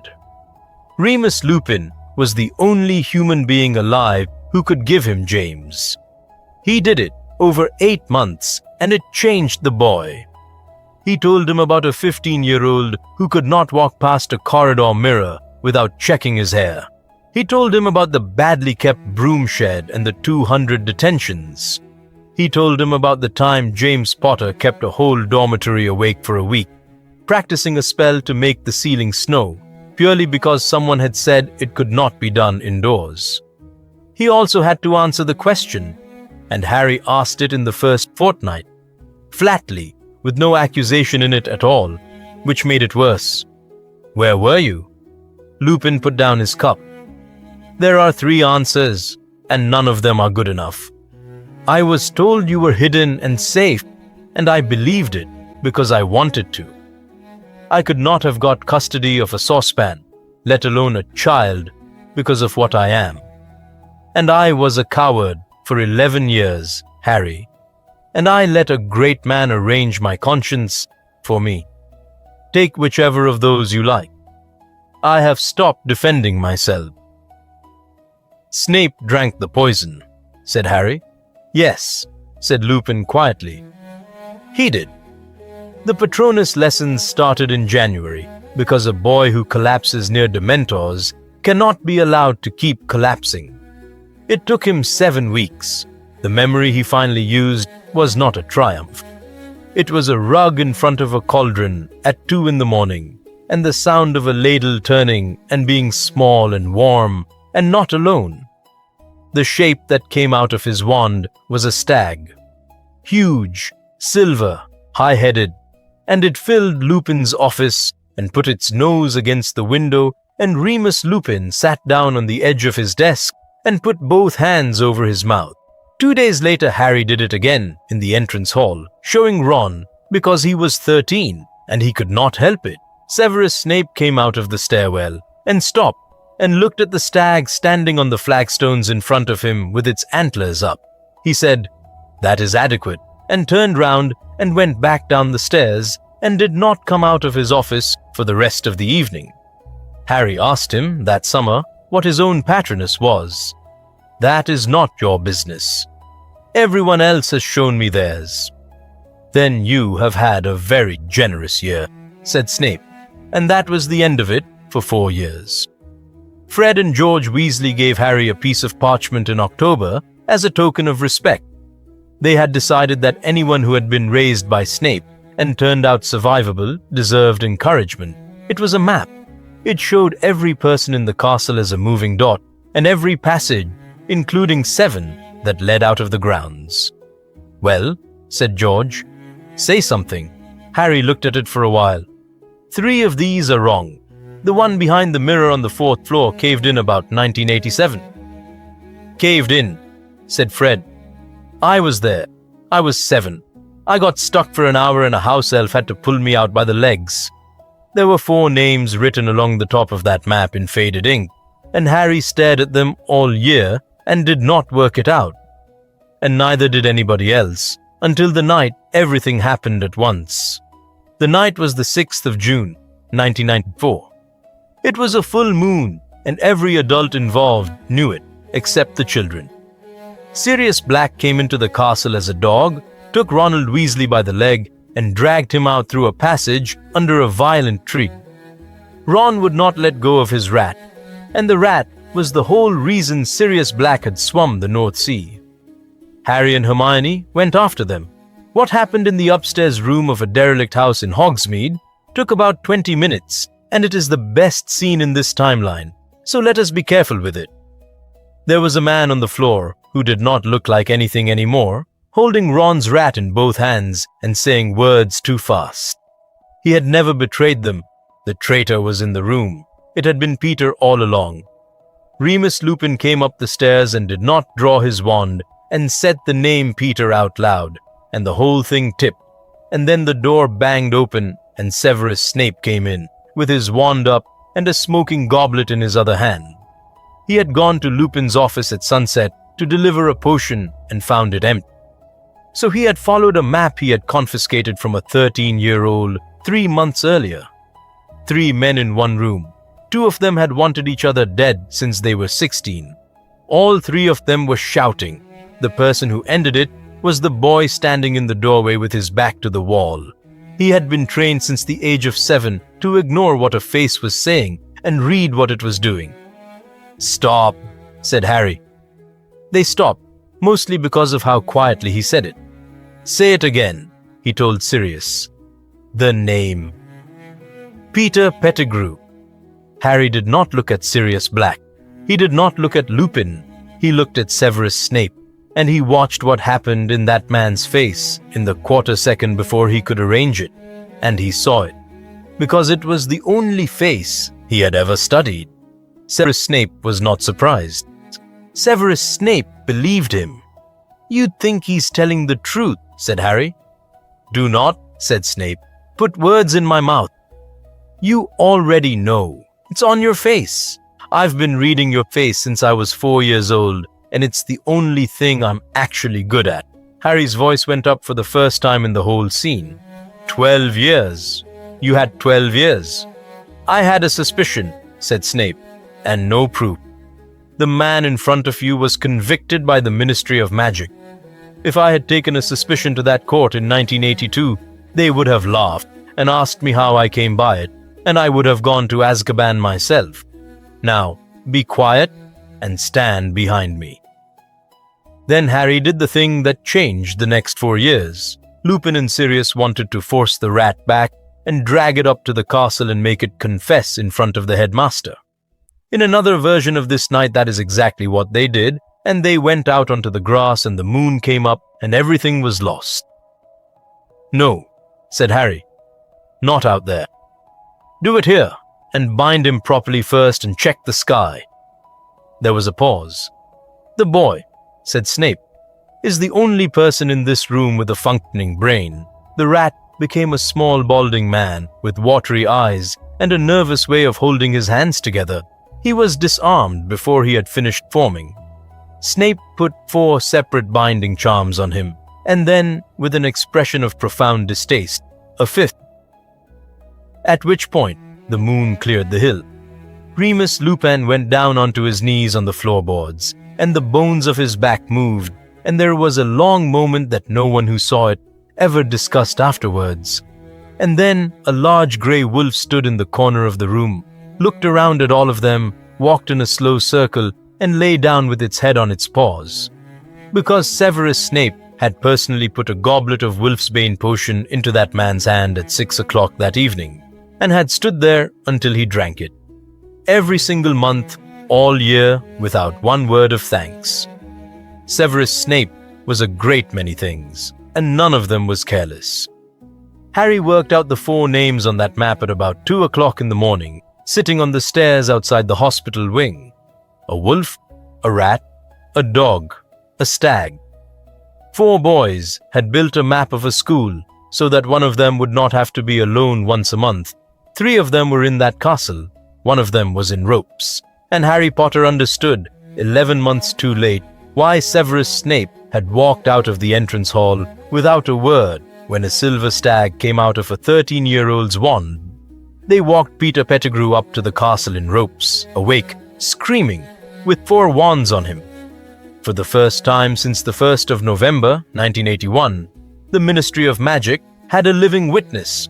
The trial of Peter Pettigrew opened on the 11th of July, 1994, in the largest courtroom under the Ministry of Magic, and it broke the ministry's back. Cornelius Fudge did not want it. He wanted a quiet review, a private panel, a slow correction over several years. What he got was a living man in the dock who had officially been dead since 1981, and a public that had spent 12 years being told the case was closed. They used veritaserum. They used it badly, and Severus Snape was the one who said so under oath on the second day when the defense tried to have the whole testimony thrown out. Veritaserum is not a machine, he told the court. A trained mind can resist it. An untrained mind will still tell you what it believes rather than what is true. Any competent brewer will tell you the same, and any court that treats it as proof is asking to be lied to. It was the single most helpful thing he could have said for the prosecution, because it forced them to build a real case, and the real case was unanswerable. Peter Pettigrew was alive, which meant that the 12 counts of murder against Sirius Black included 1 victim standing in the room. Pettigrew was an unregistered animagus, which is a crime, and which explained the finger in the street and the empty grave. And Peter Pettigrew was a weak man in a locked room with no master to hide behind for the first time in 12 years. He broke on the 4th day, not under the potion, under a question from an old wit on the back bench who asked him almost gently whether he had ever once tried to send word to anybody. He talked for 2 hours. He wept the entire time. He explained at length that he had been very frightened, that he was not a brave man, that anybody would have done the same, and the courtroom listened in complete silence and hated him more with every sentence. He got life in Azkaban. Remember that, because in 2 years the Dementors are going to change sides, and life is going to turn out to mean rather less than the court intended. Sirius Black was cleared on the 18th of July, 1994. After 12 years and 8 months, the ministry paid him a sum of money that insulted everybody, issued a statement about the pressures of wartime, and quietly retired 2 officials. He walked out of that courtroom into a corridor full of photographers, 34 years old, with grey in his hair and a look in his eye that never fully went away. He did not talk to any of them. He went straight through the crowd to a boy standing at the back with his hands in his pockets and stopped about 3 feet away. He had worked out on the swim north that he was not allowed to grab him. "I'm your godfather," said Sirius Black. "Your parents asked me. It's written down. I've had 12 years to think about the first thing I'd say to you, and I've got nothing." "That's all right," said Harry. "Nobody in my life talks." 6 days later, Sirius Black filed for custody of Harry Potter, and the file the ministry had left open since 1991 finally became a hearing. It ran on the 2nd of August, 1994, in front of a panel of 9, with the press in the gallery, and it was the ugliest thing Harry ever sat through. Rita Skeeter wrote 4 articles in 9 days. One of them asked whether the boy who lived had spent his childhood being raised by the man who helped orphan him. That was closer to the truth than she knew, and it was based on absolutely nothing. The case for Sirius Black was strong and simple. He was the named godfather in the wishes of both parents. He was Harry's blood family through the Blacks and the Potters. He had been wrongly imprisoned, and the country owed him. And he loved the boy in a loud, obvious, uncomplicated way that made complete sense to every person in that room. The case for Severus Snape was made mostly by other people because he refused to make it himself. Minerva McGonagall gave evidence for 40 minutes and did not once look at her notes. Poppy Pomfrey produced 13 years of medical records and told the panel exactly how many nights the potions master had slept in a chair beside a hospital bed. Molly Weasley had come to offer her own home and had changed her mind after 2 days of listening. She told the court that she had watched that man's face when the boy went down the trapdoor and that she would like the record to say so. They also called Petunia Dursley. She came down to London in a good coat and sat in the witness chair with her handbag on her knees. She answered 11 questions in a voice that got quieter each time.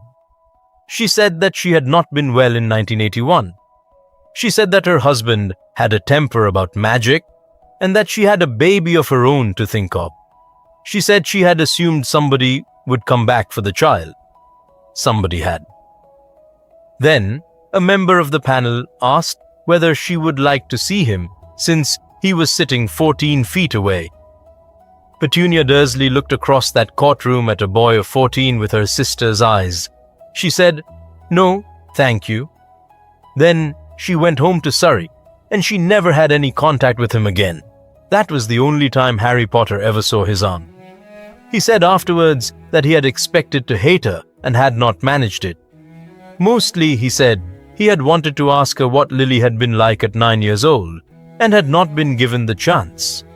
Albus Dumbledore spoke last and told them about a doorstep in Surrey and about a house that vanished and about a 21-year-old who had been handed a baby by an old man with no right to ask. Then the panel called Severus Snape, and the chairwoman asked him a question that nobody had prepared him for. "Professor Snape, do you love the child?" The courtroom went quiet. He stood there in his black coat with his hands at his sides, 34 years old, and every reporter in that gallery leaned forward. He did not answer, not out of pride and not out of spite. He opened his mouth, and there was simply nothing there, because the word had never been available to him, not once in his entire life, in any direction. The silence went on for 11 seconds. It was printed in every newspaper in Britain the following morning as evidence that the man was cold. Then, a boy of 14 stood up in the second row without permission and said, "He doesn't do that." "Sit down, please," said the chairwoman. "He doesn't say things, he does things." Harry's voice was perfectly level, which somehow made it carry. "He kept me alive for 13 years, in a house with no windows, and never spent a coin of my parents' money on himself. He taught me to shut my own mind so nobody could get into it. When I was small and I couldn't stop screaming at night, he carried me downstairs and let me watch him work until I could sleep, every night for 2 years. And he was 21, and he had nobody to ask how to do any of it." He looked at the panel. "You're all asking who should have me. Nobody asked me last time. On the 2nd of November 1981, 4 people made a decision about me in a room I wasn't in, and one of them was a woman who put me on a step. I was 15 months old. I'm 14 now." "And what?" said the chairwoman. "Do you want—" "I want both of them," said Harry Potter. "I know that's not on your form." It was not on their form. It took Albus Dumbledore 3 weeks and a level of procedural creativity that the Department of Magical Households is still annoyed about to make it exist. The arrangement, when it came, satisfied nobody, which is how you know it was honest. Sirius Black was confirmed as legal guardian and given the summers at a house in London that he loathed and reopened anyway. Severus Snape retained care during term, and the house in Cokeworth stayed under the Fidelius charm. Harry kept a room there and went back to it on his own several times a year, for reasons he never fully explained to anybody. The 2 men managed it for 3 years. Not well. They never once ate a meal in the same room. Sirius called him by his surname in a particular tone, and Snape called Sirius nothing at all. Twice they had to be separated in a hallway by a 15-year-old boy who had got very good at standing between them and saying, "Not in front of me." But on the 9th of August, 1904, at the end of the corridor outside the courtroom, Sirius Black stopped Severus Snape and said, with enormous difficulty, "He turned out all right." And Snape said, "He turned out like her." and walked away. And that was the closest those two men ever came to peace. 2 weeks later, at the Quidditch World Cup, a crowd of men in masks set fire to a campsite. A green skull was thrown up into the sky over 500,000 people for the first time in 13 years. Somebody had got brave again. And in a house in the countryside, a man who had been officially dead since 1982 was sitting in a locked room upstairs under his father's curse, beginning to remember exactly who he was. Voldemort needed hands, and the hands he used in the world you know were sitting in a cell in Azkaban screaming, so he found others. A ministry witch called Bertha Jorkins went on holiday to Albania in the summer of 1994 and did not come back. She had a poor memory and a good filing job, and inside her head were two things worth more than her life. The first was that the Triwizard Tournament was being revived at Hogwarts that year. The second was that the son of Bartemius Crouch had not died in prison in 1982. His father had kept him alive and cursed and hidden in the family house for 12 years. She spent the last 4 months of her life walking and carrying and doing exactly as she was told. By October, Bartemius Crouch Jr. had thrown off his father's imperious curse and chained the man in an upstairs room. He had also taken the shape and the wooden leg and the mad rolling eye of the Auror, who had been hired to teach defense against the dark arts at Hogwarts that year. He did the job perfectly. He was, by every account, the best defense teacher the school had in 7 years, which is a horrible thing to have to say.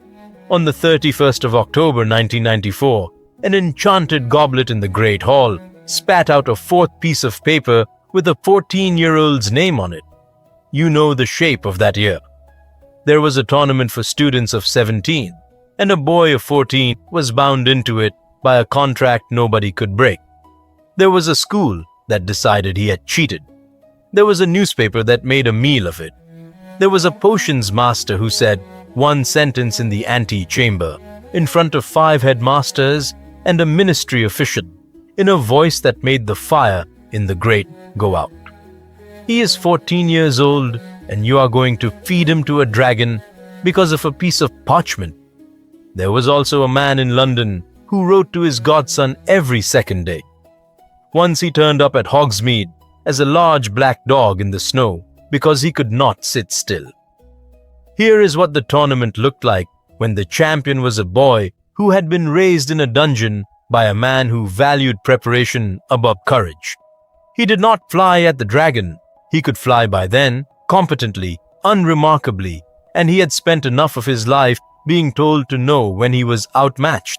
Instead, he spent 9 days brewing. He walked into that arena carrying a small stoppered flask, and he put a Hungarian horntail to sleep in 4 minutes.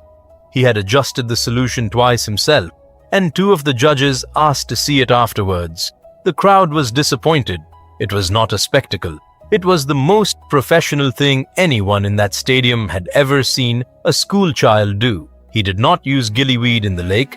He used a bubblehead charm, learned in 3 afternoons. And he came out 4th and last because he had stayed down there to make sure a girl from Beaubaton who had failed her own task got to her sister first. That cost him the placing. It also won him the only friendly conversation he ever had with Fleur Delacour, who from then on referred to him in public as her little brother and would not be argued with.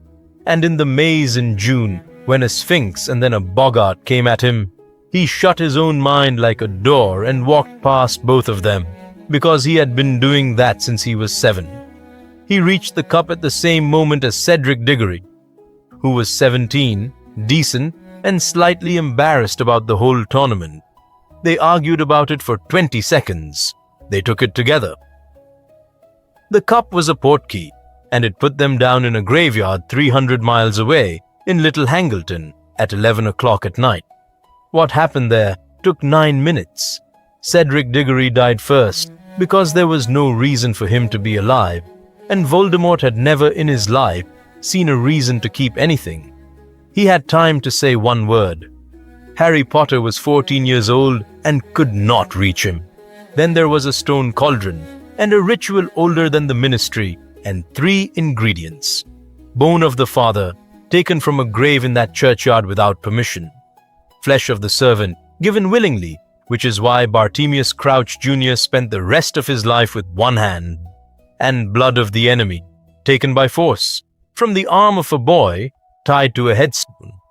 That is the third detail that decides the end of this story, so hold on to it.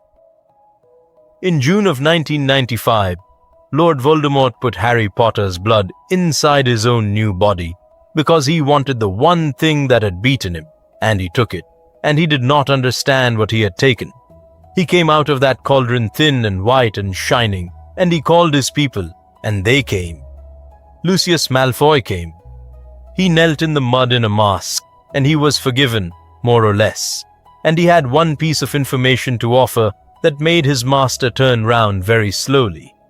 My lord, the boy has been raised these 13 years by Severus Snape. The silence in that graveyard lasted a long time. Then Lord Voldemort laughed, and it was the worst sound Harry ever heard, and he came and stood in front of the headstone and looked into the face of the boy who had cost him 13 years. Do you know, he said, what he did? Has he told you? In all those years of tucking you into bed, in all those little lessons, did he ever mention where I got your name? Harry said nothing. His mouth had gone dry. There was a prophecy about you before you were born. It was made in a room above a tavern. There was a man on the stairs outside with his ear against the door, and he ran to me through the snow to tell me what he had heard because he wanted to be somebody. Voldemort tilted his head. He gave me your family. He put me in that village. Everything you are, boy, every night your mother has been dead, was bought and paid for by Severus Snape, and he has been keeping you like a pet ever since. And he looked into the child's face and found it completely blank, because Severus Snape had trained him for 8 years to be exactly this, and had never once imagined that this would be the moment it was needed. The duel that followed lasted 50 seconds and should have lasted 5. Harry Potter had been taught to duel since he was 9 years old by a man who fought like a knife fight in a corridor, and he was still 14, and he was still going to die. He blocked twice. He was disarmed by a wizard who had been doing it for 60 years. What saved him was the wood in his hand. Voldemort's yew wand and Harry's holly wand held tail feathers from the same phoenix given by that bird twice in a very long life. And when two wands like that are forced to fight each other, they refuse. The spell's locked. A cage of light went up around them both. Shapes came out of the tip of Voldemort's wand, dim and grey, the last things it had done. One of them was a boy of 17 who had died 9 minutes earlier. One of them was a woman who told her son to hold on and to let go on her word. Harry Potter got to the port key with Cedric Diggory's body in his arms and came down on the grass in front of the Hogwarts crowd, screaming that Voldemort was back. The rest of that night went the way these things go. Bartimaeus Crouch Jr. was exposed inside an hour and did not deny a word of it. He was proud of it. He was kissed by a Dementor 2 days later in a ministry corridor on the orders of a frightened man. That destroyed the only living witness to Voldemort's return, which was the single most useful thing Cornelius Fudge did for the other side in his entire career. And at 4 a.m, in the hospital wing, everyone else was finally sent away.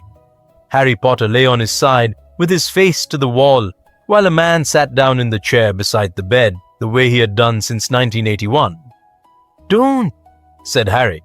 "You have not slept." "He told me what you did." Harry did not turn round. Was he lying? Severus Snape sat in that chair for a long time. "No," he said. They went to Dumbledore's office at 7 o'clock the following evening, and the headmaster stood up and put a shallow stone basin on the desk and left the room without a word. Severus Snape took a small glass vial out of his coat. It had been in a locked cupboard above a fireplace in Cokeworth since the winter of 1981. A boy had asked about it 4 times in 11 years, and had been refused every time. "You will not enjoy this," he said. "Nothing in it has been arranged for your benefit. When you come out, you may do whatever you like, and I will not defend myself, and I will not resign my post unless you ask me to." Then he poured it in. Harry Potter put his face into a stone basin and fell into someone else's life. He saw a corridor above a tavern in Hogsmeade in the winter of 1980, and a thin young man of 20 crouched at a keyhole in the dark, hungry for something useful, something that would make him matter. He heard a woman's voice inside the room, not her own voice, saying words about a child born as the 7th month died. He watched the young man get about 4 sentences of it and then get caught by the landlord and thrown down the stairs. He watched him run through the snow. Not walk. Run. All the way, glowing with it, to a house where a tall figure in a hood listened to every word and then said quietly, "Thank you." He watched the same young man 3 months later on a windy hillside in the dark, on his knees in front of Albus Dumbledore. He was saying a woman's name over and over and asking, with no dignity left at all, for her to be spared. Any price. Anything. And then he watched a cold dungeon office on the 4th of November, 1981, and a basket on a workbench. There was a man of 21 in that room who had been awake for 4 days, looking at the wall while an old wizard talked, and he watched him turn round. And he watched the exact half-second in which a 15-month-old boy sat up and looked at him. And Severus Snape's face came apart completely and then put itself back together and stayed that way for 16 years. Harry came out of the basin and stood there with his hands on the edge of the desk. He did not shout. Everyone expected shouting later when they heard about it. "You told him about me," he said. "Yes." "And then you kept me." "Yes." "Which one was it for?" Harry looked up. "The keeping. Was that for me, or was that so you could stop feeling it?" Severus Snape, who had lied to Lord Voldemort's face, who had lied to a Wizengamot panel, who had lied to a whole school for a decade, could not manufacture a single word. "That is a fair question," he said at last, "and I have never once known the answer." Harry Potter did not speak to him for 5 months. That was the winter Britain spent pretending. The Minister for Magic told the country that a 14-year-old attention seeker and a senile headmaster had invented a war.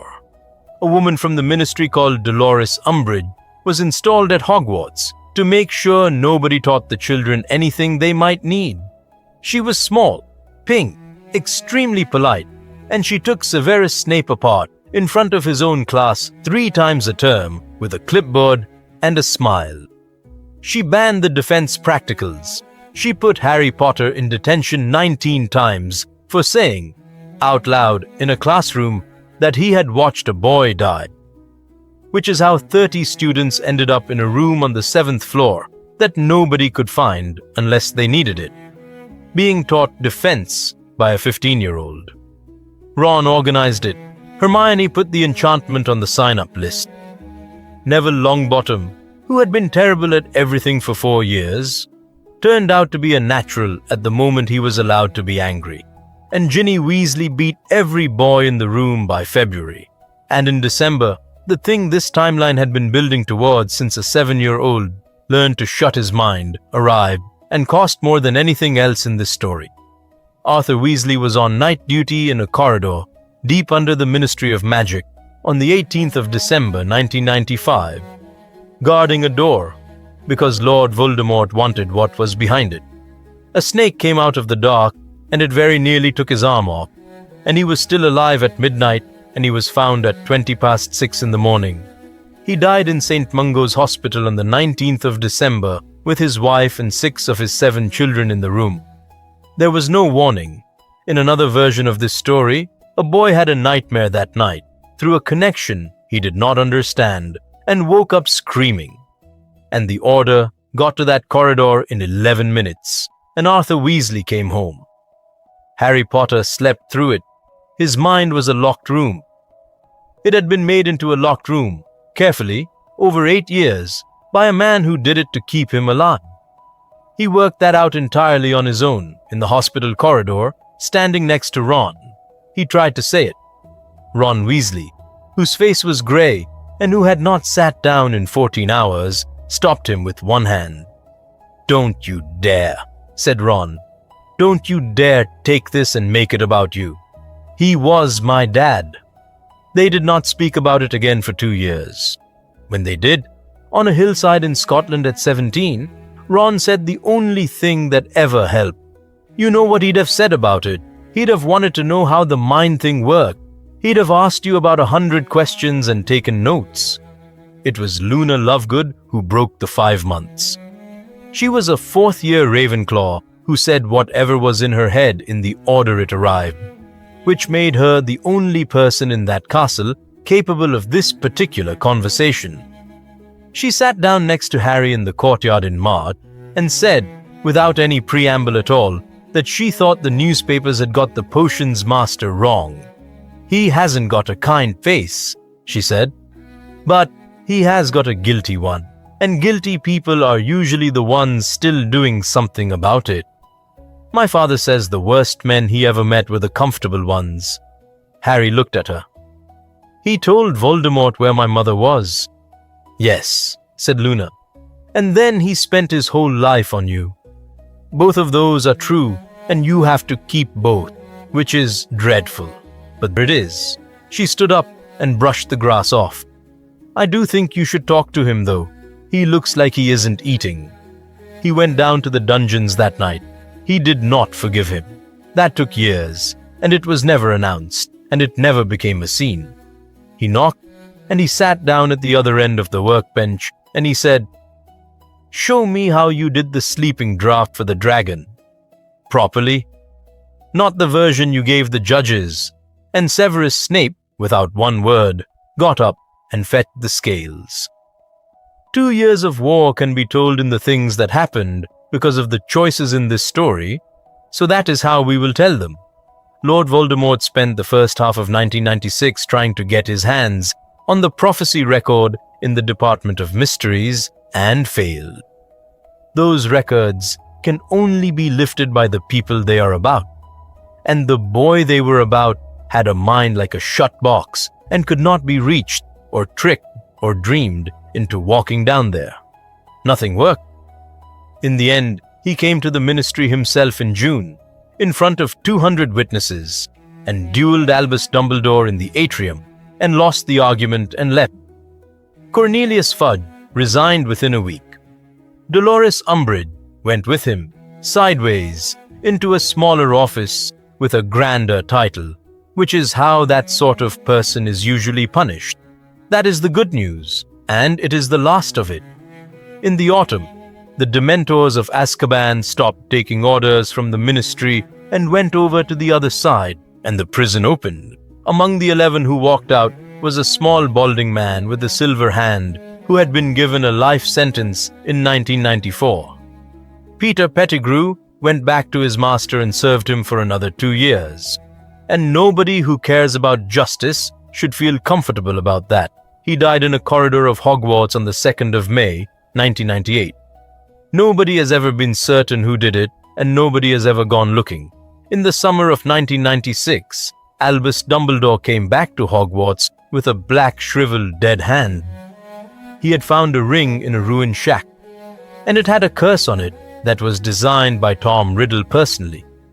He had put it on because, for 11 seconds, he had been an old man who wanted to see his sister. Severus Snape spent that night containing the curse in Dumbledore's forearm, which was the finest piece of magic he ever performed and which bought a year. Snape told him the number to his face, 12 months, possibly less. Albus Dumbledore, for once in his life, used the whole of a warning. He spent that year emptying himself into a 16-year-old boy. Not hints, not riddles. He sat Harry Potter down in his office once a week for 9 months. He told him everything he knew and everything he suspected and how confident he was about each one. It is the only time in either of these two lives that the old man did the plain thing. He told him the words of the prophecy, all of it. He explained that Tom Riddle had split his own soul into pieces and hidden them in objects so that his body could be destroyed and he would not die. He explained how many and named the ones he was sure of. He sent Harry to charm an old memory out of a retired potions master, and Harry did it in one evening with a bottle of good wine and a lie about crystallized pineapple, and the memory confirmed the number. A diary destroyed under the school in 1992, a ring destroyed in the summer of 1996, a locket, a cup, something of Ravenclaw's, and a snake. And then, in April 1997, with Severus Snape standing at the window because he had insisted on being in the room, Dumbledore explained the seventh. When he tried to kill you, a piece of him broke off and went into the only living thing in that room. It has been there ever since. It is why you speak to snakes. It is why your scar hurts. It is why a diary reached for you first. He let it sit. While it is inside you, he cannot be finished. And it cannot be taken out, Harry, and it cannot be destroyed by anybody but him. The room was very quiet. So I have to let him do it, said Harry. Yes.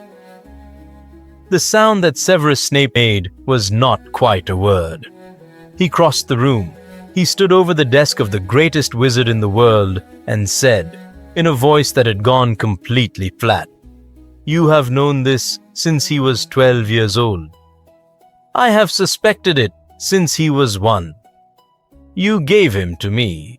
Snape's hands were shaking, which nobody had ever seen. "You put him in my arms in that office, and you let me spend 16 years of my life on him, and you knew what you were raising him for. You have been fattening a calf, and you used me to do it." "Yes," said Dumbledore.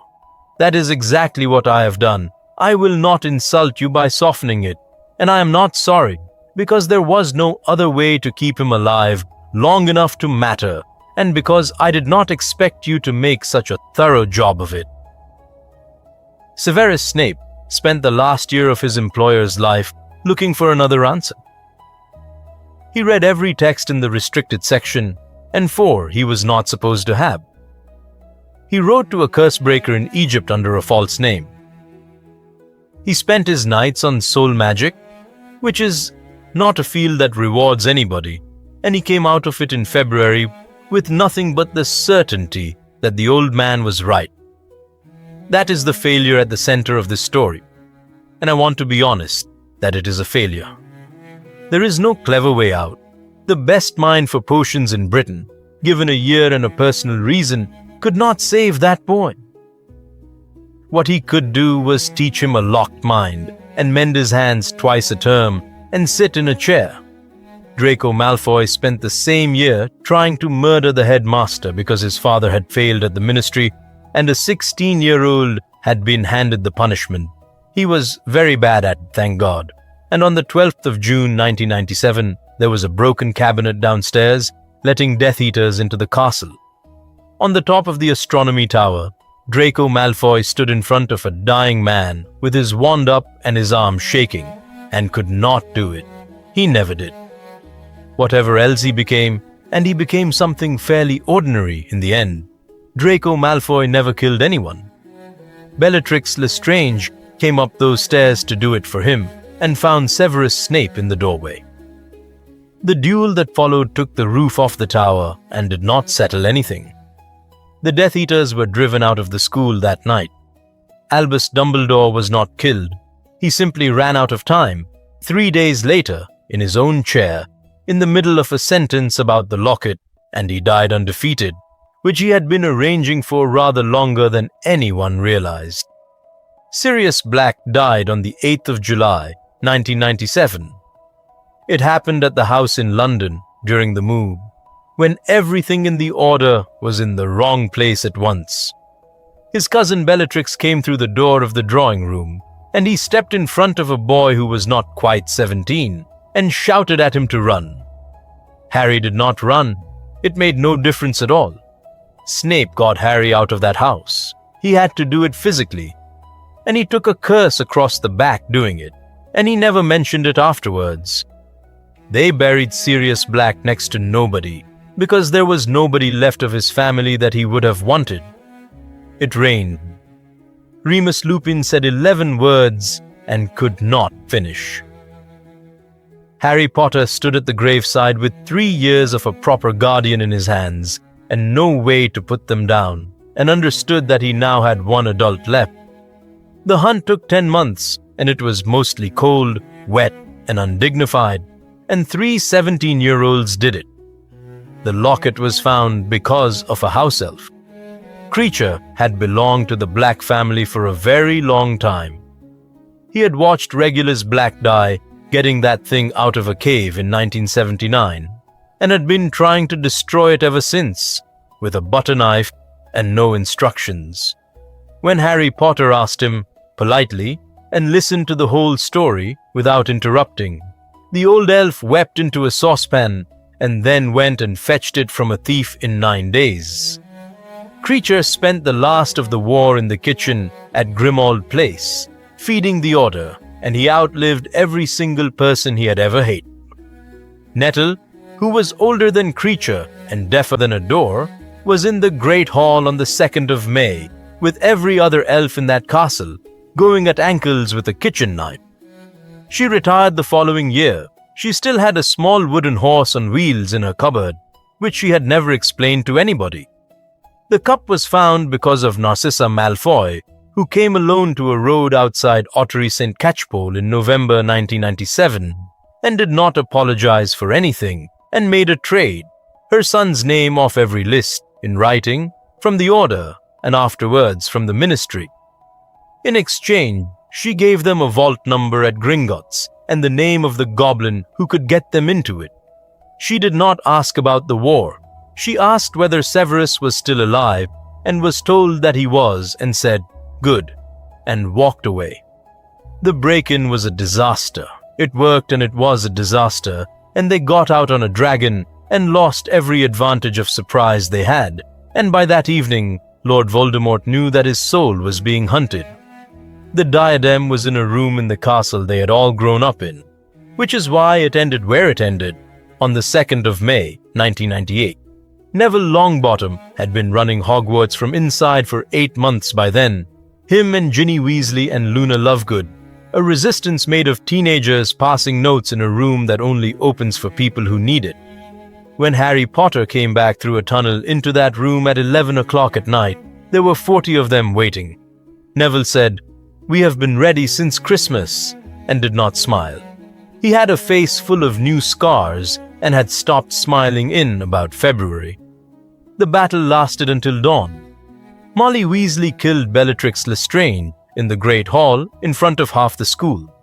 She had lost a husband to that side in a ministry corridor in 1995, and she had 6 children in that building.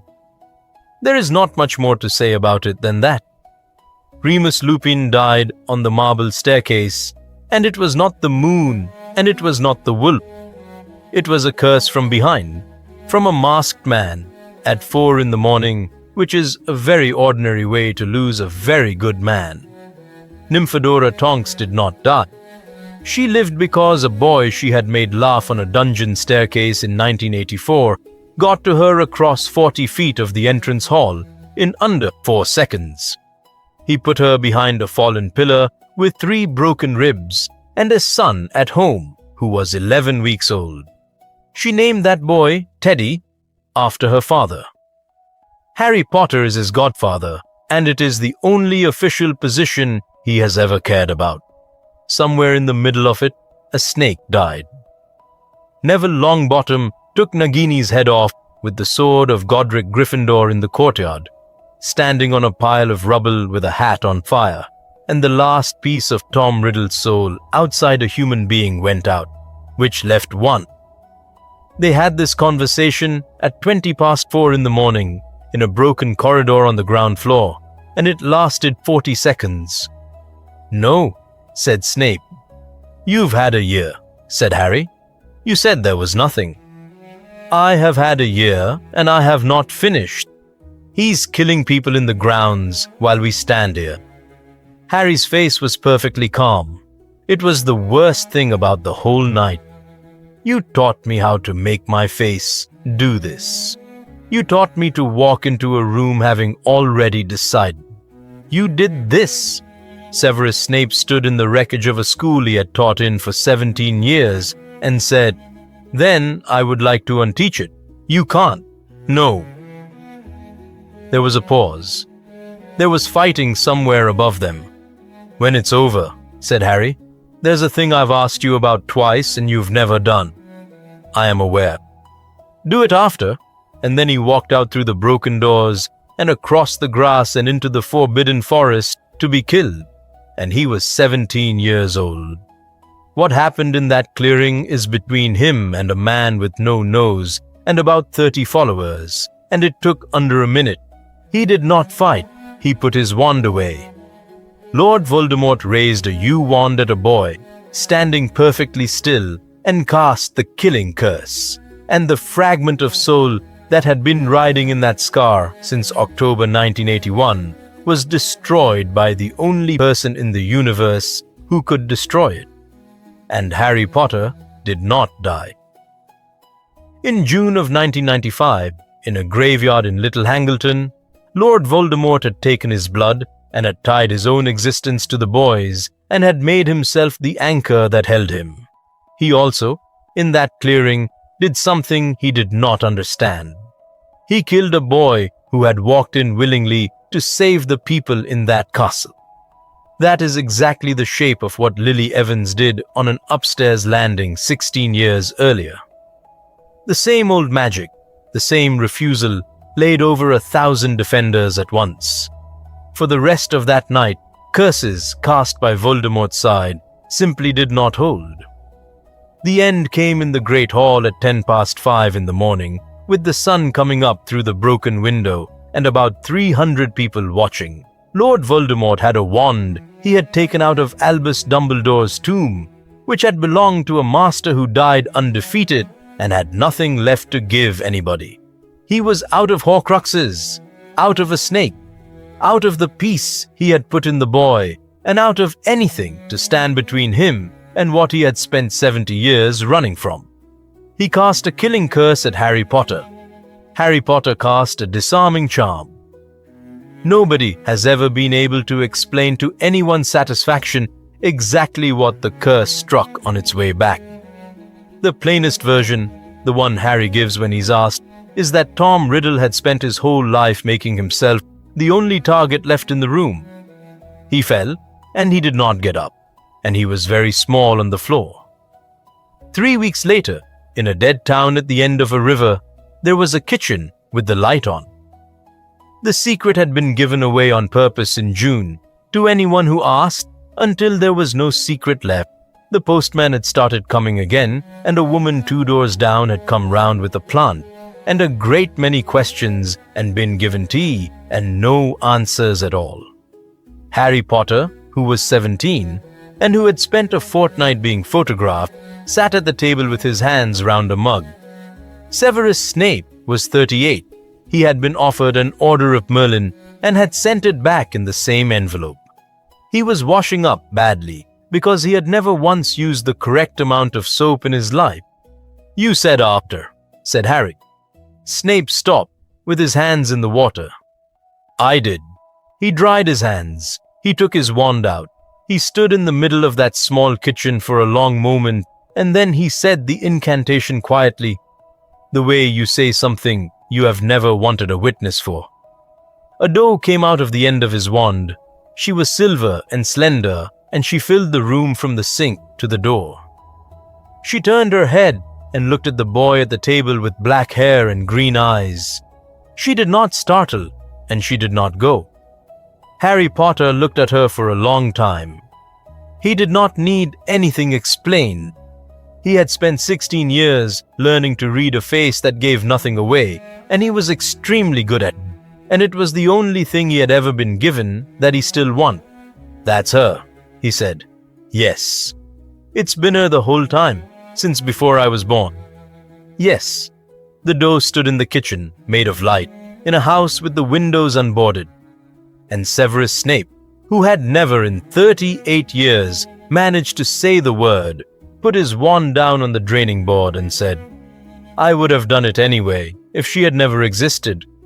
I want that on the record because I have spent 16 years letting you believe otherwise, and it is the last lie in this house." Harry Potter did not answer because there was nothing to answer. He got up and he took the tea towel out of the man's hand and he finished the washing up, and neither of them said anything else that evening. That is where I will leave it. Not with a statue, and not 19 years later on a railway platform. With a kitchen in Cokeworth and a light on, and a boy who was raised by the man who ruined him, and who got, in the end, the one thing the other timeline never gave. Not a family, not a childhood, somebody who stayed. Thank you for sitting through this one with me. If there is another timeline in this story that you want opened up and taken apart properly, put it in the comments because I read every single one and I have a list.